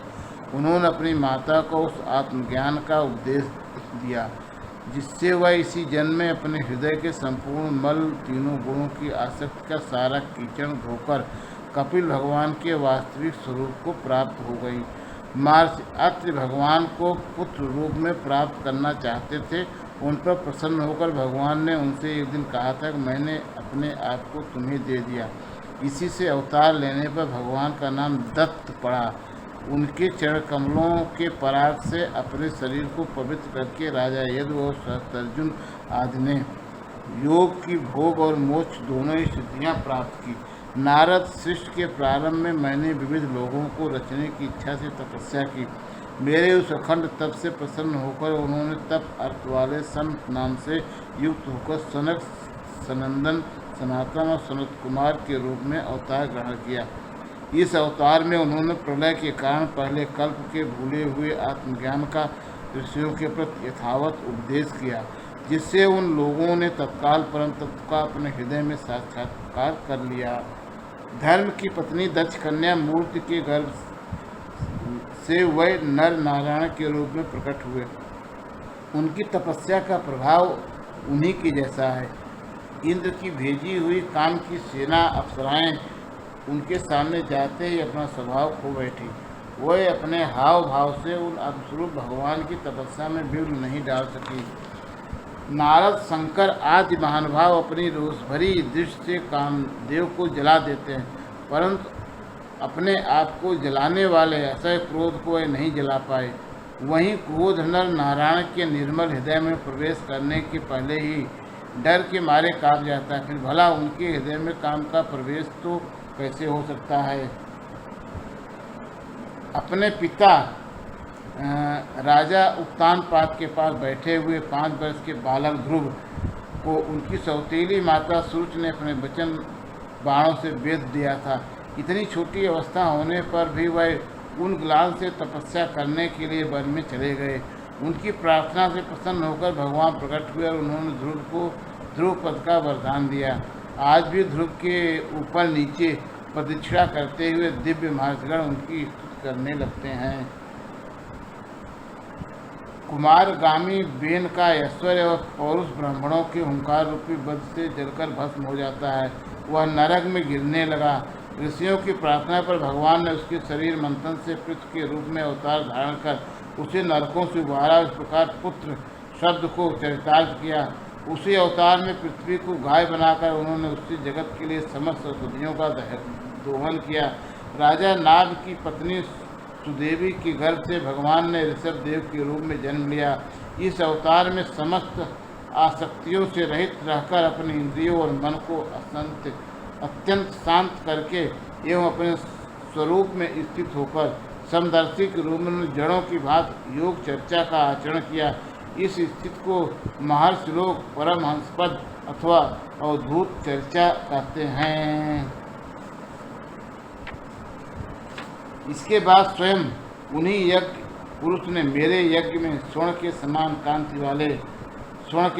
कांति वाले हथग्रीव के रूप में अवतार ग्रहण किया। भगवान का विग्रह वेदमय, यज्ञमय और सर्वदेवमय उन्हीं की नासिका के श्वास के रूप में वेदवाणी प्रकट हुई। चाक्षुप यन्वंतर के अंत में भावी मन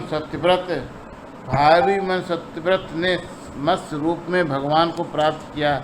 उस समय पृथ्वी रूप नौका के आश्रय होने का वही समस्त जीवों के आश्रय बने। प्रलय के उस भयंकर जल में मेरे मुख से गिरे हुए वेदों को लेकर वह उसमें में विहार करते रहे। जब मुख मुख्य देवता और दानव अमृत की प्राप्ति के लिए क्षीर सागर को मथ रहे थे, तब भगवान ने कच्छप के रूप में अपनी पीठ पर मंदराचल धारण किया। उस समय पर्वत के घूमने के कारण उनकी रगड़ से उनकी पीठ की खुजलाहट थोड़ी मिट गई, जिससे वे कुछ क्षणों तक सुख की नींद सो सके। देवताओं का महान भय मिटाने के लिए उन्होंने नृसिंह का रूप धारण किया। प्रगति हुई भवों और तीखी दाढ़ी से उनका मुख बड़ा भयानक लगता था।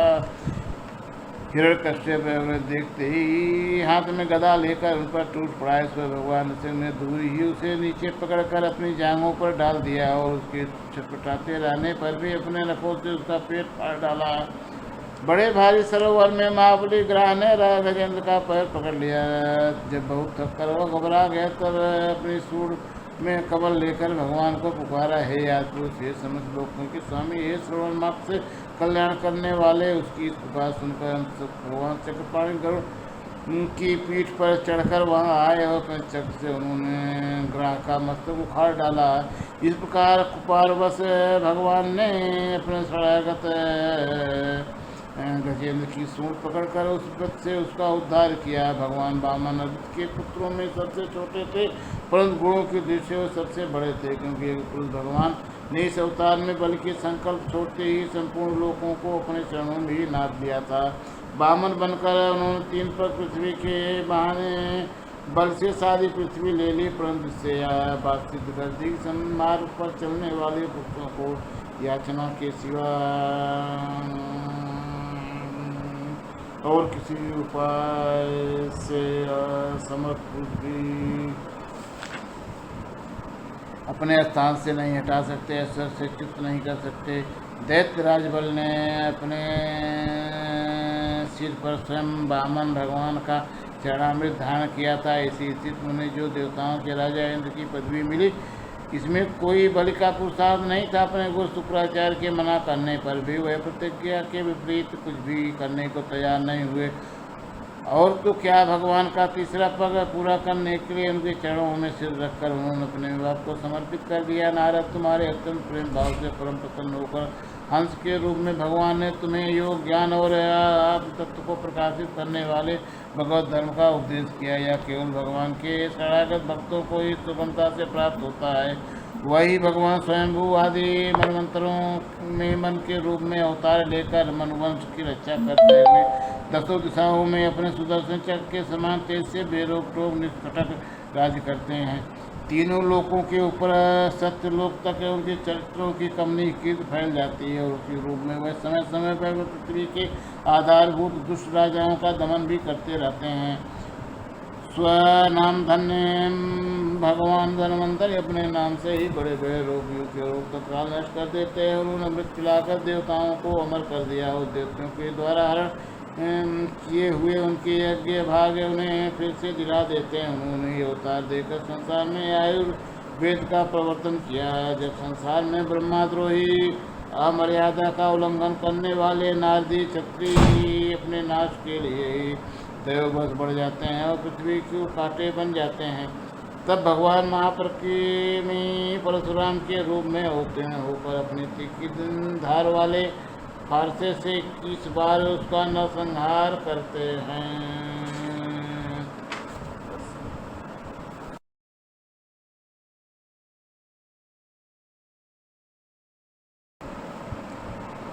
मायापति भगवान हम पर अनुग्रह करने के लिए अपनी कलाओं भरत, शत्रुघ्न और लक्ष्मण के साथ श्री राम के रूप में इक्ष्वाकु वंश में अवतीर्ण हुए। इस अवतार में अपने पिता की आज्ञा का पालन करने के लिए अपनी पत्नी और भाई के साथ वह वन में निवास करते हैं। उसी समय उनसे विरोध करके रावण उनके हाथों मरता है। त्रिपुर विमान को जलाने के लिए उद्यत शंकर के समान जिस समय भगवान राम शत्रु की नगरी लंका को भस्म करने के लिए समुद्र तट पर पहुँचते हैं, उस समय सीता के वियोग के कारण बढ़ी हुई क्रोधाग्नि से उनकी आंखें इतनी लाल हो जाती हैं कि उनकी दृष्टि से ही समुद्र के मगरमच्छ, सांप और ग्राह आदि जीव जलने लगते हैं और भय से थरथर कांपता हुआ समुद्र झटपट उन्हें मार्ग दे देता है। जब रावण की कठोर छाती से टकराकर इंद्र के वाहन ऐरावत के दांत चूर चूर होकर चारों ओर फैल गए थे, जिससे दिशाएं सफ़ेद हो गई थी, तब दिग्विजयी रावण घमंड से फूल कर हंसने लगा था। वही रावण जब श्री रामचंद्र जी की पत्नी सीता को चुरा कर ले जाता है और लड़ाई के मैदान में उनसे लड़ने के लिए गर्वपूर्वक आता है, तब भगवान श्री राम के धनुष की टंकार से ही उसका वह घमंड प्राणों के साथ तत्क्षण विलीन हो जाता है। जिस समय झुंड के झुंड दैत्य पृथ्वी को रौंद डालेंगे, उस समय उसका भार उतारने के लिए भगवान अपने सफ़ेद और काले केस से बलराम और श्री कृष्ण के रूप में कलावतार ग्रहण करेंगे। वे अपनी महिमा को प्रकट करने वाले इतने अद्भुत चरित्र करेंगे कि संसार के मनुष्य उनकी लीलाओं का रहस्य बिल्कुल नहीं समझ सकेंगे। बचपन से ही पूतना के प्राण हर लेना, 3 महीने की अवस्था में पैर उछालकर बड़ा भारी छकड़ा उलट देना और घुटनों के बल चलते चलते आकाश को छूने वाले, यमलार्जुन वृक्षों के बीच में जाकर उन्हें उखाड़ डालना, ये सब ऐसे कर्म हैं जिन्हें भगवान के सिवा और कोई नहीं कर सकता। जब कालिय नाग के विष से दूषित हुआ यमुना जल पीकर बछड़े और गोपालक मर जाएंगे, तब वह अपनी सुधामयी कृपा दृष्टि से वर्षा से ही उन्हें जीवित कर देंगे और यमुना जल को शुद्ध करने के लिए वह उनमें विहार करेंगे तथा विष की शक्ति से जीभ लपलपाते हुए कालीनाग को वहाँ से निकाल देंगे। उसी दिन रात को जब सब लोग वहाँ यमुना नदी तट पर सो जाएंगे और दावाग्नि से आसपास का मूज का वन चारों ओर से जलने लगेगा, तब बलराम जी के साथ वह प्राण संकट में पड़े हुए ब्रजवासियों को उनकी आंखें बंद कराकर उस अग्नि से बचा लेंगे। उनकी यह लीला भी अलौकिक हुई होगी। उनकी शक्ति वास्तव में अचिंत्य है। उनकी माता उन्हें बांधने के लिए जो जो रस्सी लाएंगी, वही उनके उदर में पूरी नहीं पड़ेगी, 2 अंगुल छोटी ही रह जाएगी तथा जमाई लेते समय श्री कृष्ण के मुख में 14वां भुवन देखकर पहले तो यशोदा भयभीत हो जाएंगी, परंतु फिर वह संभल जाएंगी। वह नंद बाबा को अजगर के भय से और वरुण के पास से छुड़ाएंगे। मैं दानव का पुत्र व्योमासुर जब गोप बालों को पहाड़ की गुफाओं में बंद कर देगा, तब वह उन्हें भी वहां से बचा लाएंगे। गोकुल के लोगों को जो दिन भर तो काम धंधों में व्याकुल रहते हैं और रात को अत्यंत थककर सो जाते हैं, साधनाहीन होने पर भी वह परम धाम में ले जाएंगे। निष्पाप नारद जब श्री कृष्ण की सलाह से गोपलोक इंद्र का यज्ञ बंद कर देंगे, तब इंद्र वज्रभूमि का नाश करने के लिए चारों ओर से मूसलाधार वर्षा करने लगेंगे।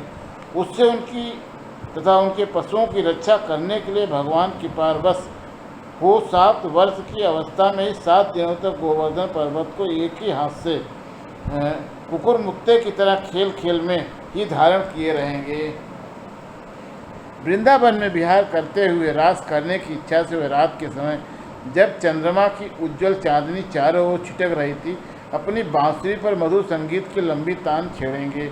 इससे प्रेम विवश होकर आई हुई गोपियों को जब कुबेर का सेवक संचूर्ण हरण करेगा, तब वह उसका सिर उतार लेंगे और बहुत से प्रलंबासुर, धेनुकासुर, बकासुर, केसी, अरिष्टासुर आदि दैत्य, चारुण आदि पहलवान, उकल्यापीठ, हाथी, कंस, कालयमन, भौमासुर, मिथ्या, वासुदेव, साल्व, द्विविध बानर, बलवल, दंतवक्त, राजा रंगजित के 7 बैल, संबरासुर, विदुरथ और रुक्मी आदि तथा काम्बोज, मत्स्य, कुरु, कैकय और संजय आदि देशों के राजा लोग एवं जो भी योद्धा धनुष धारण करके युद्ध के मैदान में सामने आएंगे, वह सब बलराम, भीमसेन, अर्जुन आदि नामों की आड़ में स्वयं भगवान के द्वारा मारे जाकर उन्हीं के धाम में चले जाएंगे। समय के फेर से लोगों की समझ कम हो जाती है, आयु भी कम होने लगती है। उस समय जब भगवान देखते हैं कि अब ये लोग मेरे तत्व को बतलाने वाली वेदवाणी को समझने में असमर्थ होते जा रहे हैं, तब प्रत्येक कल्प में सत्यवती की गर्भ से व्यास के रूप में प्रकट होकर वह वेदरूपी वृक्ष का विभिन्न शाखाओं के रूप में विभाजन कर देते हैं। देवताओं के सप्त दैत्य लोग भी वेद मार्ग का सहारा लेकर मैं दानव के बनाए हुए अदृश्य वेग वाले नगरों में रहकर लोगों का सत्यानाश करने लगेंगे। तब भगवान लोगों की बुद्धि में मोह और अत्यंत लोभ उत्पन्न करने वाला वेश धारण करके बुद्ध के रूप में बहुत से उपधर्मों का उपदेश करेंगे। कलयुग के अंत में जब सत्पुरुषों के घर भी भगवान की कथा होने में बाधा पड़ने लगेगी, ब्राह्मण, क्षत्रिय तथा वैश्य, पाखंडी और शूद्र राजा हो जाएंगे। यहाँ तक कि कहीं भी स्वाहा, सुधा और बखटकार की ध्वनि देवता पितरों के यज्ञ श्राद्ध की बात तक नहीं सुनाई पड़ेगी। तब कलयुग का शासन करने के लिए भगवान कल के अवतार ग्रहण करेंगे। जब संसार की रचना का समय होता है, तब तपस्या नव प्रजापति, महर्षि आदि ऋषि और मेरे रूप में जब सृष्टि की रक्षा का समय होता है, तब धर्म, विष्णु, मनु, देवता और राजाओं के रूप में, तथा जब सृष्टि के प्रलय का समय होता है, तब अधर्म, रुद्र तथा क्रोधवश नाम के सर्प एवं दैत्य आदि के रूप में सर्वशक्तिमान भगवान की माया विभूतियाँ ही प्रकट होती हैं। अपनी प्रतिभा के बल से पृथ्वी के एक एक धूलिकण को गिन चुकने पर भी जगत में ऐसा कौन पुरुष है जो भगवान की शक्तियों की गणना कर सके। जब वह त्रिविक्रम अवतार लेकर त्रिलोकी को नाप रहे थे, उस समय उनके चरणों के अदम्य वेग से प्रकृति रूप अंतिम आवरण से लेकर सत्यलोक तक सारा ब्रह्मांड कांपने लगा था। तब उन्होंने ही अपनी शक्ति से उसे स्थिर किया था। समस्त सृष्टि की रचना और संहार करने वाली माया उनकी एक शक्ति है।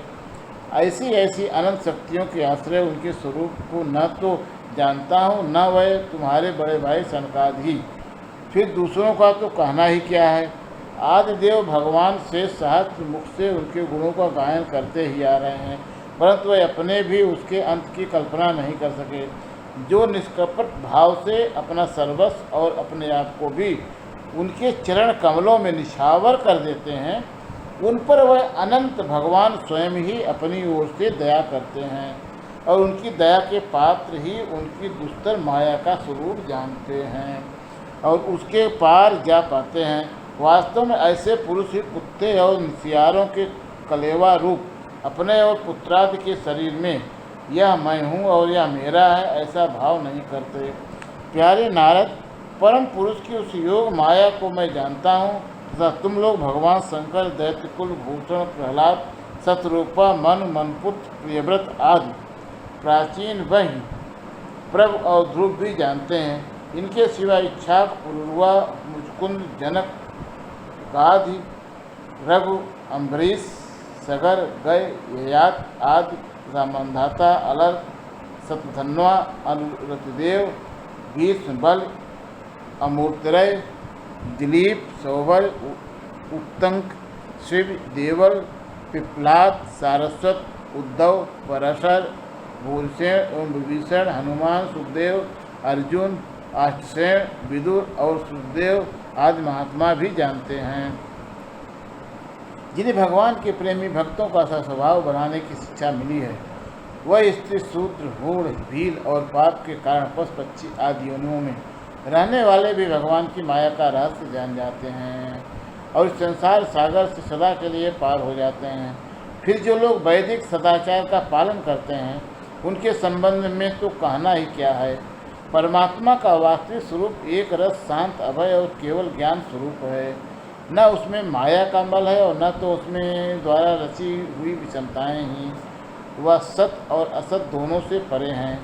किसी भी वैदिक या लौकिक शब्द की वहाँ तक पहुँच नहीं है। अनेक प्रकार के साधनों से संपन्न होने वाले कर्मों का फल भी वहाँ तक नहीं पहुँच सकता। और तो क्या, स्वयं माया भी उसके सामने नहीं जा पाती, लजाकर भाग खड़ी होती हैं। परम पुरुष भगवान का वही परमपद है। महात्मा लोग उसी का शोक रहित अनंत आनंद स्वरूप ब्रह्म के रूप में साक्षात्कार करते हैं। संयमशील पुरुष उसी में अपने मन को समाहित करके स्थित हो जाते हैं। जैसे इंद्र स्वयं मेघ रूप से विद्यमान होने के कारण जल के लिए कुआं खोदने की कुदाल नहीं रखते, वैसे ही वह भेद दूर करने वाला ज्ञान साधनों को भी छोड़ देते हैं। समस्त कर्मों के फल ही भी भगवान ही देते हैं, क्योंकि मनुष्य अपने स्वभाव के अनुसार जो शुभ कर्म करता है वह सब उन्हीं की प्रेरणा से होता है।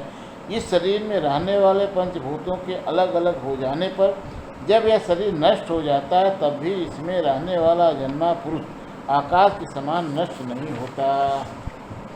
बेटा नारद, संकल्प से विश्व की रचना करने वाले श्री हरि का मैंने तुम्हारे सामने संक्षेप से वर्णन किया।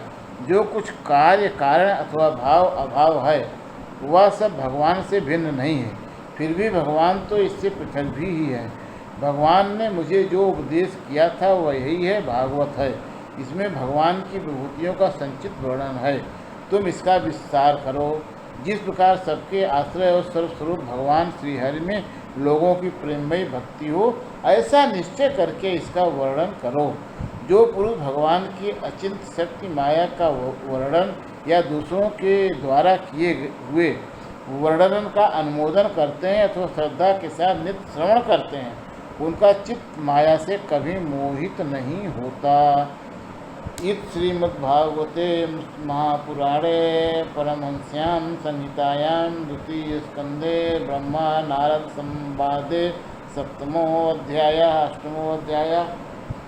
राजा परीक्षित के विविध प्रश्न। राजा परीक्षित ने कहा, भगवान आप वेद वेत्ताओं में श्रेष्ठ हैं।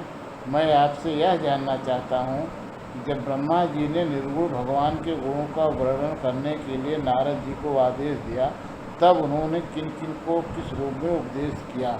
एक तो अचिंत शक्तियों के आश्रय भगवान की कथाएं ही लोगों का परम मंगल करने वाली हैं। दूसरे देवर्षि नारद का सबसे भगवत दर्शन कराने का स्वभाव है। अवश्य आप उनकी बातें मुझे सुनाइए। महाभाग्यवान सुखदेव जी, आप मुझे ऐसा उपदेश कीजिए कि मैं अपने आसक्त रहित मन को सर्वदा भगवान श्री कृष्ण में तन्मय करके अपना शरीर छोड़ सकूं। जो लोग उनकी लीलाओं का श्रद्धा के साथ नित्य श्रवण और कथन करते हैं, उनके हृदय में थोड़े ही समय में भगवान प्रकट हो जाते हैं। श्री कृष्ण कान के छिद्रों के द्वारा अपने भक्तों के भावमय हृदय कमल पर आकर बैठ जाते हैं और जैसे शरद ऋतु जल का गदलापन मिटा देती है, वैसे ही भक्तों के मनोमल का नाश कर देते हैं। जिसका हृदय शुद्ध हो जाता है वह श्री कृष्ण के चरण कमलों को एक क्षण के लिए भी नहीं छोड़ता। जैसे मार्ग के समस्त क्लेशों से छूटकर घर आया हुआ पथिक अपने घर को नहीं छोड़ता। भगवान जीव का पंचभूतों के साथ कोई संबंध नहीं है, फिर भी इसका शरीर पंचभूतों से ही बनता है। तो क्या स्वभाव से ऐसा होता है अथवा किसी कारणवश? आप इस बात का मर्म पूर्ण रीत से जानते हैं। भगवान की नाभि से वह कमल प्रकट हुआ जिसमें लोकों की रचना हुई। यह जीव अपने जीवित अवयवों से जैसे परिच्छिन्न है, वैसे ही आपने परमात्मा को भी सीमित अवयवों से परिच्छिन्न सा वर्णन किया है। जिनकी कृपा से सर्वभूतमय ब्रह्मा जी प्राणियों की सृष्टि करते हैं, जिनके नाभि कमल से पैदा होने पर भी जिनकी कृपा से ही ये उनके रूप का दर्शन कर सकते हैं, वह संसार की स्थिति उत्पत्ति और प्रलय के हेतु सर्वांतयामी और माया के स्वामी परम पुरुष परमात्मा अपनी माया का त्याग करके किसमें किस रूप में शयन करते हैं। पहले आपने बतलाया था कि विराट पुरुष के अंगों से लोक और लोकपालों की रचना हुई, और फिर यह भी बतलाया लोक और लोकपालों के रूप में उसके अंगों की कल्पना हुई। इन दोनों बातों का तात्पर्य क्या है? महाकल्प और उनके अंतर्गत अवान्तर कल्प कितने हैं? भूत, भविष्यत और वर्तमान काल का अनुमान किस प्रकार किया जाता है? क्या स्थूल देहाभिमानी जीवों की आयु भी बढ़ी हुई है? ब्राह्मण श्रेष्ठ काल की सूक्ष्म गति त्रुटि आदि और स्थूल गति आदि किस प्रकार से जानी जाती है? विविध कर्मों से जीवों की कितनी और कैसी गतियाँ होती हैं? देव, मनुष्य आदि योनियाँ सत्व, रज, तम इन तीन गुणों के फलस्वरूप ही प्राप्त होती हैं। उनको चाहने वाले जीवों में से कौन कौन किस किस योनि को प्राप्त करने के लिए किस किस प्रकार से कौन कौन कर्म स्वीकार करते हैं? पृथ्वी, पाताल, दिशा, आकाश, ग्रह, नक्षत्र, पर्वत, नदी, समुद्र, द्वीप और उनमें रहने वाले जीवों की उत्पत्ति कैसे होती है? ब्रह्मांड का परिमाण भीतर और बाहर दोनों प्रकार से बतलाइए। साथ ही महापुरुषों के चरित्र वर्णाश्रम के भेद और उनके धर्म का निरूपण कीजिए।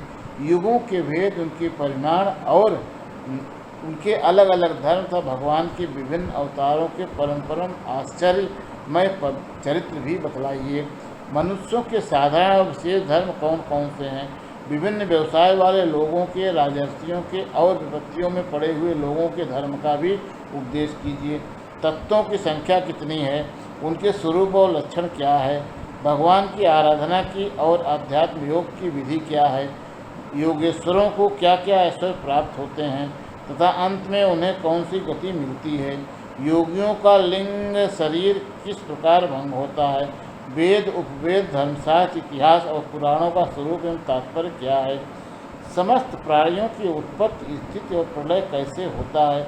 बावली, कुआं खुदवाना आदि स्मारक, यज्ञ, यागादि, वैदिक एवं काम्य कर्मों की अर्थ, धर्म, काम के साधनों की विधि क्या है? प्रलय के समय जो जीव प्रकृति में लीन रहते हैं उनकी उत्पत्ति कैसे होती है? पाखंड की उत्पत्ति कैसे होती है? आत्मा के बंध मोक्ष का स्वरूप क्या है और वह अपने स्वरूप में किस प्रकार स्थित होता है? भगवान तो परम स्वतंत्र हैं, वह अपनी माया से किस प्रकार क्रीड़ा करते हैं और उसे छोड़कर साक्षी के समान उदासीन कैसे हो जाते हैं? भगवान, मैं यह सब आपसे पूछ रहा हूँ, मैं आपकी शरण में हूँ। महामुनि, आप कृपा करके क्रमशः इनका तात्विक निरूपण कीजिए। इस विषय में आप स्वयंभू ब्रह्मा के समान परम प्रमाण हैं। दूसरे लोग तो अपनी पूर्व परंपरा से सुनी सुनाई बातों का ही अनुष्ठान करते हैं। ब्राह्मण, आप मेरी भूख प्यास की चिंता न करें। मेरे प्राण कुपित ब्राह्मण के शाप के अतिरिक्त और किसी कारण से निकल नहीं सकते, क्योंकि मैं आपके मुखारबिंद से निकलने वाली भगवान की अमृतमयी लीला कथा का पान कर रहा हूँ। सूत जी कहते हैं, सौनकादि ऋषियों, जब राजा परीक्षित ने संतों की सभा में भगवान की लीला कथा सुनाने के लिए इस प्रकार प्रार्थना की, तब सुखदेव जी को बड़ी प्रसन्नता हुई। उन्होंने उन्हें वही देवतुल्य श्रीमद् भागवत महापुराण सुनाया जो ब्राह्म कल्प के आरंभ में स्वयं भगवान ने ब्रह्मा जी को सुनाया था। पांडुवंश शिरोमणि परीक्षित ने उनसे जो जो प्रश्न किए थे वह उन सब का उत्तर क्रमशः देने लगे। इस श्रीमद्भागवते महापुराणे परमहंस्या संहितायां द्वितीय स्कंधे प्रश्न विधिर्नामष्टोऽध्याय। अथ 9वां अध्याय। ब्रह्मा जी का भगवत दर्शन और भगवान के द्वारा उन्हें चतुश्लोकी भागवत का उपदेश। सुखदेव जी ने कहा, परीक्षित, जैसे स्वप्न में देखे जाने वाले पदार्थों के साथ उसे देखने वाला कोई संबंध नहीं होता, वैसे ही देहादि से अतीत अनुभव स्वरूप आत्मा का माया के बिना दृश्य पदार्थों के साथ कोई संबंध नहीं हो सकता। विविध रूप वाली माया के कारण वह विविध रूप वाला प्रतीत होता है और जब उसमें गुणों में रम जाता है तब यह मैं हूँ, यह मेरा है, इस प्रकार मानने लगता है। किंतु जब यह गुणों को क्षुब्ध करने वाला काल और मोह उत्पन्न करने वाली माया इन दोनों से परे अपने अनंत स्वरूप में मोह रहित होकर रमण करने लगता है, आत्मा राम हो जाता है, तब यह मैं मेरा का भाव छोड़कर संपूर्ण उदासीन गुणातीत हो जाता है। ब्रह्मा जी की निष्कपट तपस्या से प्रसन्न होकर भगवान ने उन्हें अपने रूप का दर्शन कराया और आत्म तत्व के ज्ञान के लिए उन्हें परम सत्य परमार्थ वस्तु का उपदेश दिया। तीनों लोकों के परम गुरु आदिदेव ब्रह्मा जी अपने जन्म स्थान कमल पर बैठकर सृष्टि करने की इच्छा से विचार करने लगे, परंतु जिस ज्ञान दृष्टि से सृष्टि का निर्माण हो सकता था और जो सृष्टि व्यापार के लिए वांछनीय वह दृष्टि उन्हें प्राप्त नहीं हुई।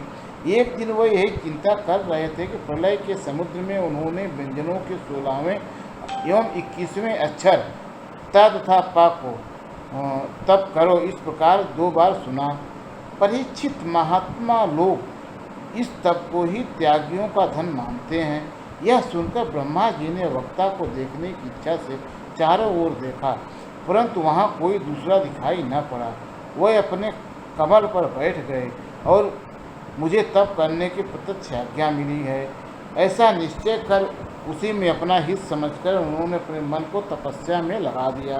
ब्रह्मा जी तपस्वियों में सबसे बड़े तपस्वी थे। उनका ज्ञान अमोघ है।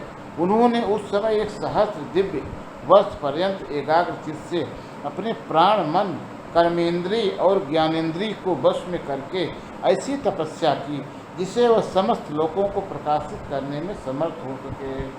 उनकी तपस्या से प्रसन्न होकर भगवान ने उन्हें अपना वह लोक दिखाया जो सबसे श्रेष्ठ है और जिससे परे कोई दूसरा लोक नहीं है। उस लोक में किसी भी प्रकार के क्लेश, मोह और भय नहीं है। जिन्हें कभी एक बार भी उसके दर्शन का सौभाग्य प्राप्त हुआ है, वह देवता बार बार उसकी स्तुति करते रहते हैं। वहाँ रजोगुण, तमोगुण और उनसे मिला हुआ सत्वगुण भी नहीं है।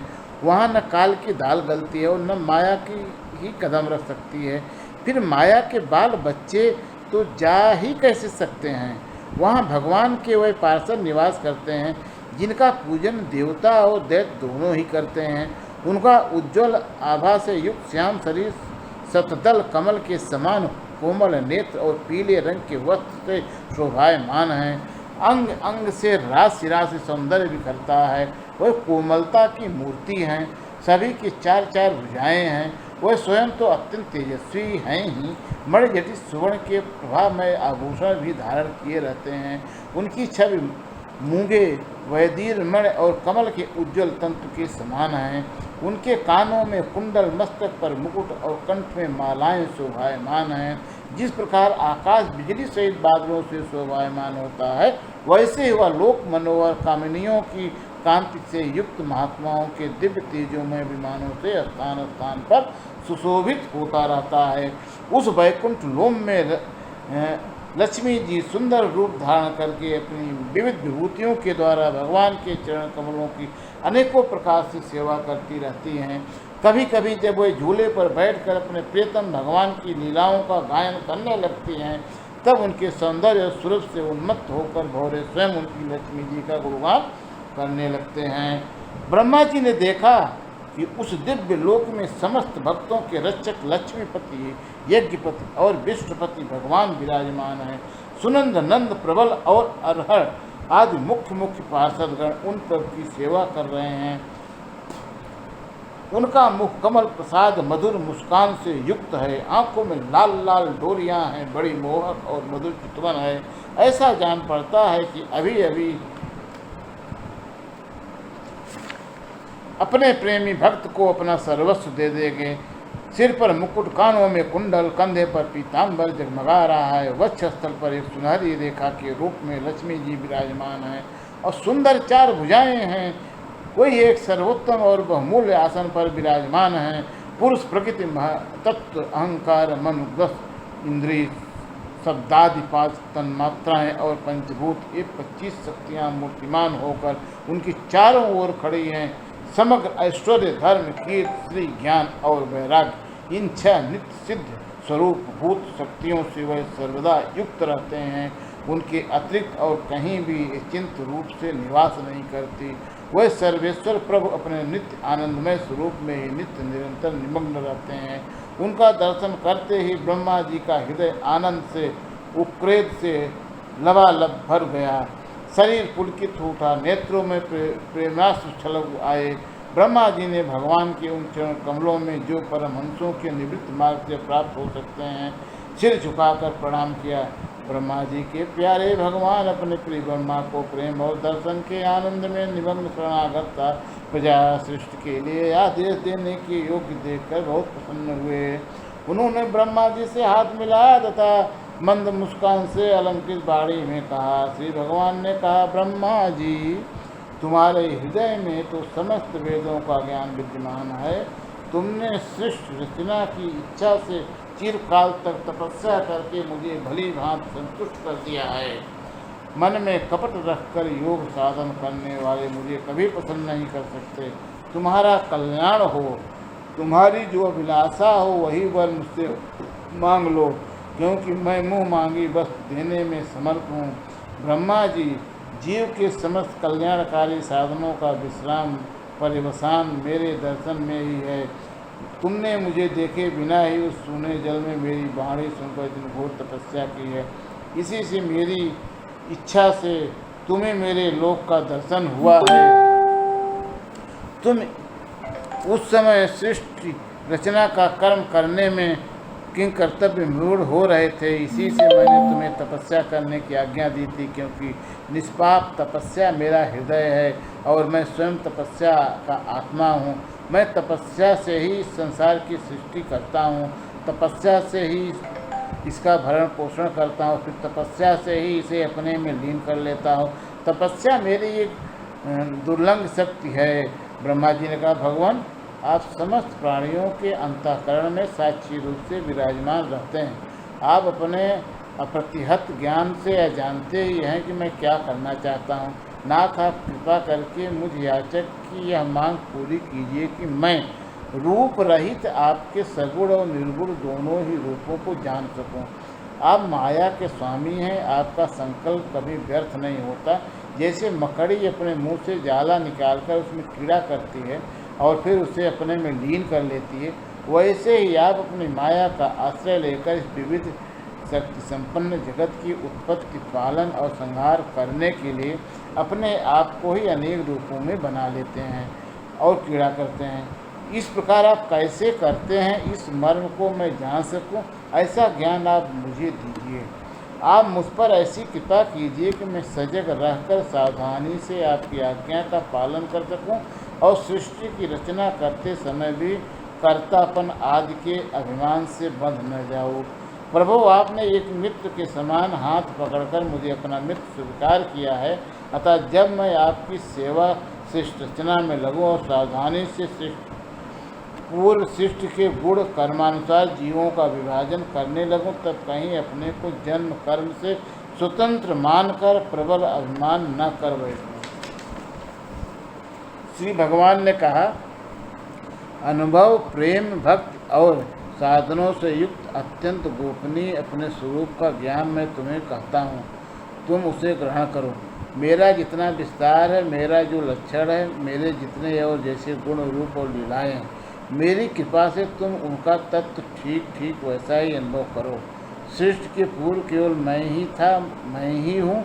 मेरे अतिरिक्त न स्थूल था न सूक्ष्म और न तो दोनों का कारण अज्ञान।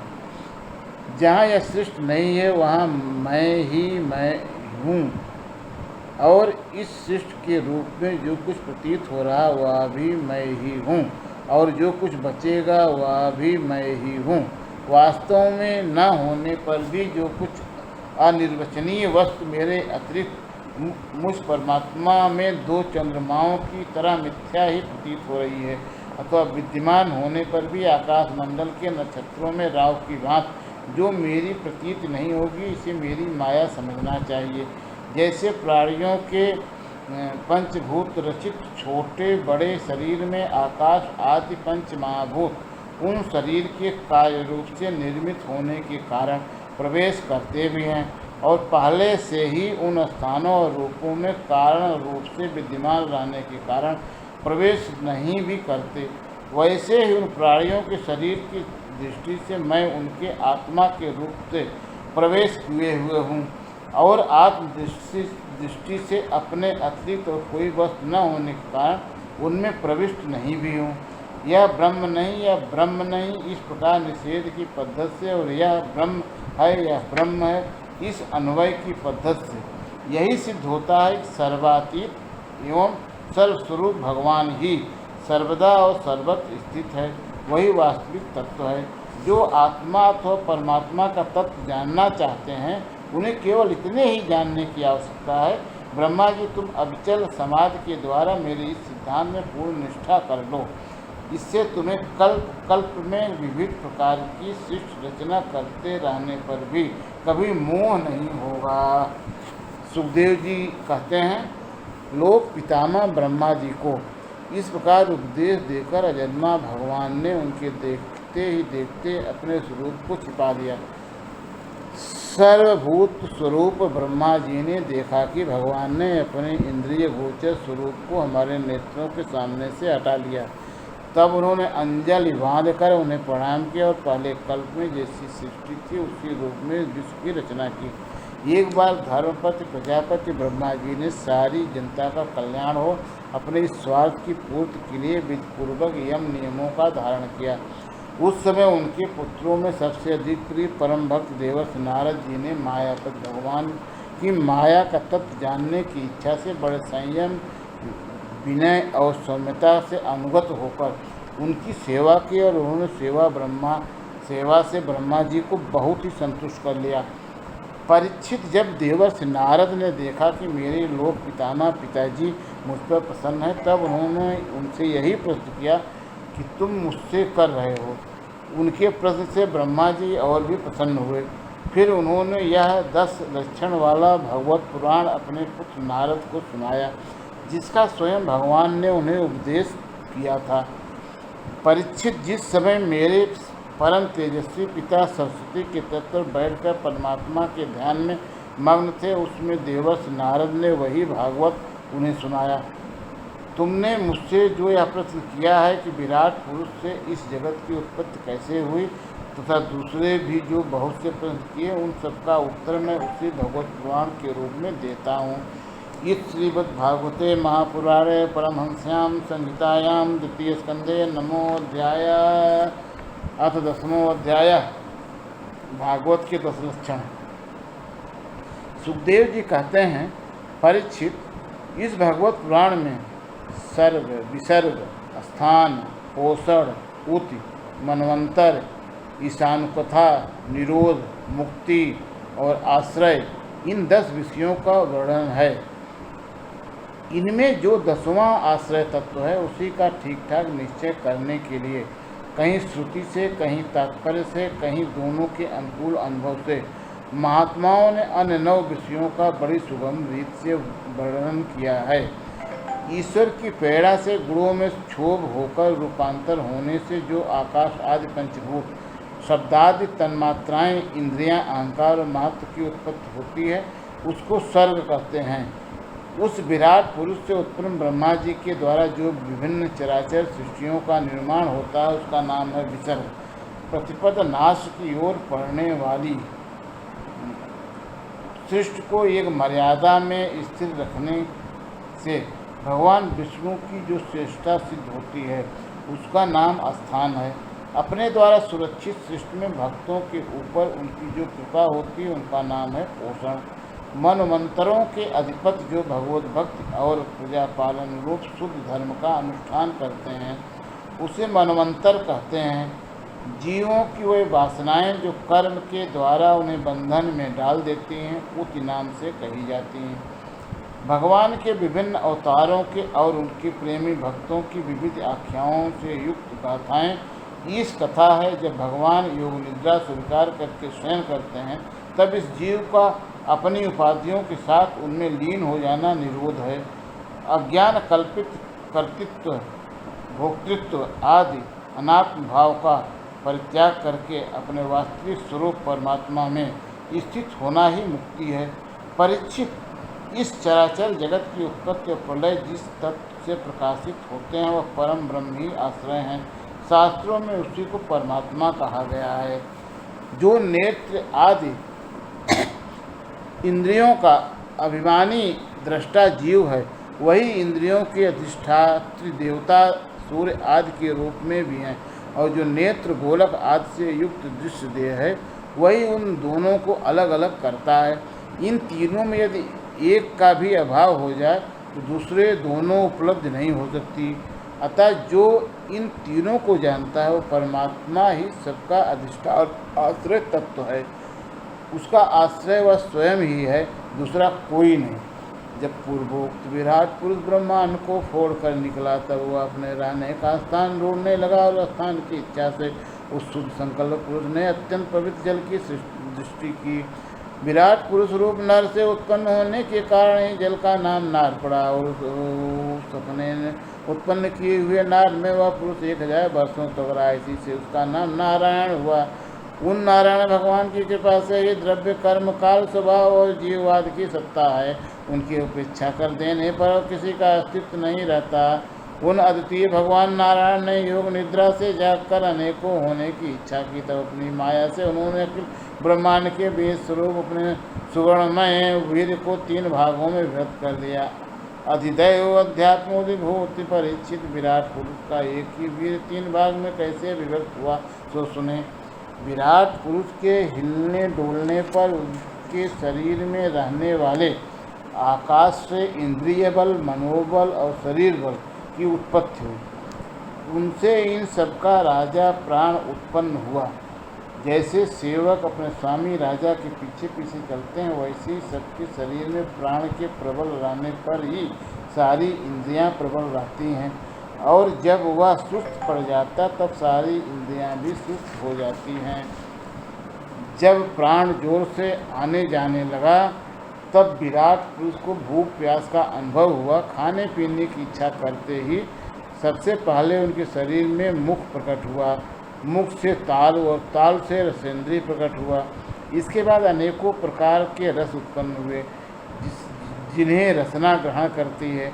जब उनकी इच्छा बोलने की हुई तब वाक इंद्रिय, उसके अधिष्ठात्री देवता, अग्नि और उनका विषय बोलना, ये तीनों प्रकट हुए। इसके बाद बहुत दिनों तक उस जल में ही वह रुके रहे।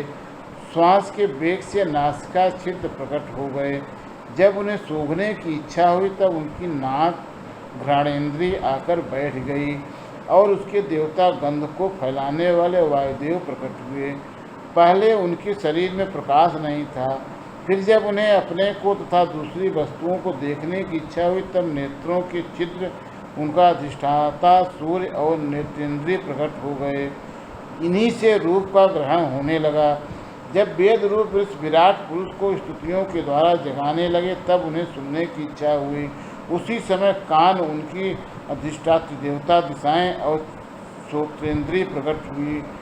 इसी से शब्द सुनाई पड़ता है। जब उन्होंने वस्तुओं की कोमलता, कठिनता, हल्कापन, भारीपन, उष्णता और शीतलता आदि जाननी चाहिए तब उनके शरीर में चर्म प्रकट हुआ। पृथ्वी में से जैसे वृक्ष निकल जाते हैं उसी प्रकार उसी चर्म में रोएं पैदा हुए और उनके भीतर बाहर रहने वाला वायु भी प्रकट हो गया। स्पर्श ग्रहण करने वाली त्वचा इंद्रिय भी साथ ही साथ शरीर में चारों ओर लिपट गया और उससे उन्हें स्पर्श करने का अनुभव होने लगा। जब उन्हें अनेकों प्रकार के कर्म करने की इच्छा हुई तब उनके हाथ उगाए। उन हाथों में ग्रहण करने की शक्ति हस्तेंद्रिय तथा उनके अधिदेवता इंद्र प्रकट हुए और दोनों के आश्रय से होने वाला ग्रहण रूप कर्म भी प्रकट हो गया। जब उन्हें अभीष्ट स्थान पर जाने की इच्छा हुई तब उनके शरीर में पैर उगाए। चरणों के साथ ही चरण इंद्रिय के अधिष्ठाता रूप में वह स्वयं यज्ञ पुरुष भगवान विष्णु स्थित हो गए और उन्हीं में चलना रूप कर्म प्रकट हुआ। मनुष्य इसी चरणेन्द्रिय से चलकर यज्ञ सामग्री एकत्र करते हैं। संतान, रथ और स्वर्ग भोग की कामना होने पर विराट पुरुष के शरीर में लिंग की उत्पत्ति हुई। उसमें उपस्थेंद्रिय और प्रजापति देवता था। इन दोनों के आश्रय रहने वाले कामसुख का आविर्भाव हुआ। जब उन्हें मल त्याग की इच्छा हुई तो गुदा द्वार प्रकट हुआ। तत्पश्चात उसमें वायु इंद्रिय और मित्र देवता उत्पन्न हुए। इन्हीं दोनों के द्वारा मल त्याग की क्रिया संपन्न होती है। अपान मार्ग द्वारा एक शरीर से दूसरे शरीर में जाने की इच्छा होने पर नाभिद्वार प्रकट हुआ। इससे अपान और मृत्यु देवता प्रकट हुए। इन दोनों के आश्रय से ही प्राण और अपान का विषो यानी मृत्यु होती है। जब विराट पुरुष को अन्न जल ग्रहण करने की इच्छा हुई तब कोख, आंतें और नाड़ियाँ उत्पन्न हुई। साथ ही कुछ के देवता समुद्र, नाड़ियों के देवता नदियाँ और तृतीय और पुष्ट, ये दोनों उनके आश्रित विषय उत्पन्न हुए। जब उन्होंने अपनी माया पर विचार करना चाहा तब हृदय की उत्पत्ति हुई। उससे मन रूप इंद्रिय और मन से उसका देवता चंद्रमा तथा विषय कामना और संकल्प प्रकट हुए। विराट पुरुष के शरीर में पृथ्वी, जल और तेज से 7 धाराएं प्रकट हुई। त्वचा, चर्म, मांस, रुधिर, मेद, मज्जा और अस्थि, इसी प्रकार आकाश, जल और वायु से प्राणों की उत्पत्ति हुई। श्रोत्रादि सब इंद्रियां शब्दादि विषयों को ग्रहण करने वाली हैं। वह विषय अहंकार से उत्पन्न हुए हैं। मन सब विकारों का उत्पत्ति स्थान है और बुद्धि समस्त पदार्थों का बोध कराने वाली है। मैंने भगवान के इस स्थूल रूप का वर्णन तुम्हें सुनाया है। यह बाहर की ओर से पृथ्वी, जल, तेज, वायु, आकाश, अहंकार, मातृत्व और प्रकृति, इन 8 आवरणों से घिरा हुआ है। इससे परे भगवान का अत्यंत सूक्ष्म रूप है। वह अव्यक्त, निर्विशेष, आदि, मध्य और अंत से रहित एवं नित्य है। बाड़ी और मन की वहाँ तक पहुँच नहीं है। मैंने तुम्हें भगवान के स्थूल और सूक्ष्म, व्यक्त और अव्यक्त जिन 2 रूपों का वर्णन सुनाया है, ये दोनों ही भगवान की माया के द्वारा रचित हैं। इसलिए विद्वान पुरुष इन दोनों को ही स्वीकार नहीं करते। वास्तव में भगवान निष्क्रिय हैं। अपनी शक्ति से ही वह सक्रिय बनते हैं। फिर तो वे ब्रह्मा या विराट रूप धारण करके वाच्य या वाचक शब्द और उसके अर्थ के रूप में प्रकट होते हैं और अनेकों नाम, रूप तक क्रियाएँ स्वीकार करते हैं। परीक्षित, प्रजापति, मनु, देवता, ऋषि, पितर, सिद्ध, चारण, गंधर्व, विद्याधर, असुर, कच्छ, किन्नर, अप्सराएं, नाग, सर्प, किमपुरुष, उरग, मातृकाएँ, राक्षस, पिशाच, प्रेत, भूत, विनायक, कुष्मांड, उन्माद, बेताल, यादुधान, ग्रह, पक्षी, मृग, पशु, वृक्ष, पर्वत, सरीसृप इत्यादि जितने भी संसार में नाम रूप हैं, सब भगवान के ही हैं। संसार में 4 और अचर भेद के से 2 प्रकार के था। जरायुज, अंडज, स्वदेश और उद्दित भेद से 4 प्रकार के जितने भी जलचर, थलचर, आकाशचारी प्राणी हैं, सबके सब शुभ, अशुभ और मिश्रित कर्मों के तदनुरूप फल हैं। तत्व की प्रधानता से देवता, रजोगुण की प्रधानता से मनुष्य, तमोगुण की प्रधानता से नारी की योनियाँ मिलती हैं। इन गुणों में भी जब एक गुण दूसरे 2 गुणों से अभिभूत हो जाता है, तब प्रत्येक गत के 3-3 भेद और हो जाते हैं। ये भगवान जगत के धारण पोषण के लिए धर्ममय विष्णु रूप स्वीकार करके देवता, मनुष्य और पक्षी आदि रूप में अवतार लेते हैं, तब विश्व का पालन पोषण करते हैं। प्रलय का समय आने पर वही भगवान अपने बनाए हुए इस विश्व को कालाग्नि स्वरूप रुद्र का रूप ग्रहण करके अपने से वैसे ही लीन कर लेते हैं जैसे वायु मेघमाला को। परीक्षित, महात्माओं के अचिंत्य ऐश्वर्य भगवान का इसी प्रकार वर्णन किया है। परंतु तत्वज्ञानी पुरुषों को केवल इस सृष्टि, पालन और प्रलय करने वाले रूप में ही उनका दर्शन नहीं करना चाहिए, क्योंकि वह तो इससे भी परे हैं। सृष्टि की रचना आदि कर्मों का निरूपण करके पूर्ण परमात्मा से कर्म या कर्तापन का संबंध नहीं जोड़ा गया है। वह तो माया से आरोपित होने के कारण कर्तृत्व का निषेध करने के लिए ही है। यह मैंने ब्रह्मा जी के महाकल्प का अवान्तर कल्पों के साथ वर्णन किया है। यह कल्पों में सृष्टि क्रम एक सा ही है। अंतर है तो केवल इतना ही कि महाकल्प के प्रारंभ में प्रकृति से क्रमशः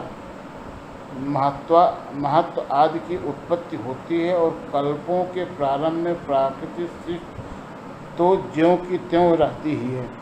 चराचर प्राणियों की वैकृत सृष्टि नवीन रूप से होती है। परीक्षित, काल का परिमाण कल्प और उसके अंतर्गत मनमंत्रों का वर्णन आगे चलकर करेंगे। अब तुम परम कल्प का वर्णन सावधान होकर सुनो। सौनक जी ने पूछा, सूत जी, आपने हम लोगों से कहा था कि भगवान के परम भक्त विदुर जी ने अपने अति दुष्जन कुटुंबियों को भी छोड़कर पृथ्वी के विभिन्न तीर्थों में विचरण किया था। उस यात्रा में मैत्रेय ऋषि के साथ आध्यात्म के संबंध में उनकी बातचीत कहाँ हुई तथा मैत्रेय जी ने उनके प्रश्न करने पर किस तत्व का उपदेश किया। सूत जी, आपका स्वभाव बड़ा सौम्य है। आप विदुर जी का यह चरित्र हमें सुनाइए। उन्होंने अपने भाई बंधुओं को क्यों छोड़ा और फिर उसके पास क्यों लौट आए। सूत जी ने कहा, सौनकादि ऋषियों, राजा परीक्षित ने भी यह बात पूछी थी। उनके प्रश्नों के उत्तर में सुखदेव जी महाराज ने जो कुछ कहा था वही मैं आप लोगों से कहता हूँ, सावधान होकर सुनिए। इस श्रीमद्भागवते महापुराणे वैयासिकमाष्टकं सत्यां परमहंस्यां संहितायां द्वितीय स्कंदे पुरुष संस्थान वर्णन नाम 10मोऽध्यायः।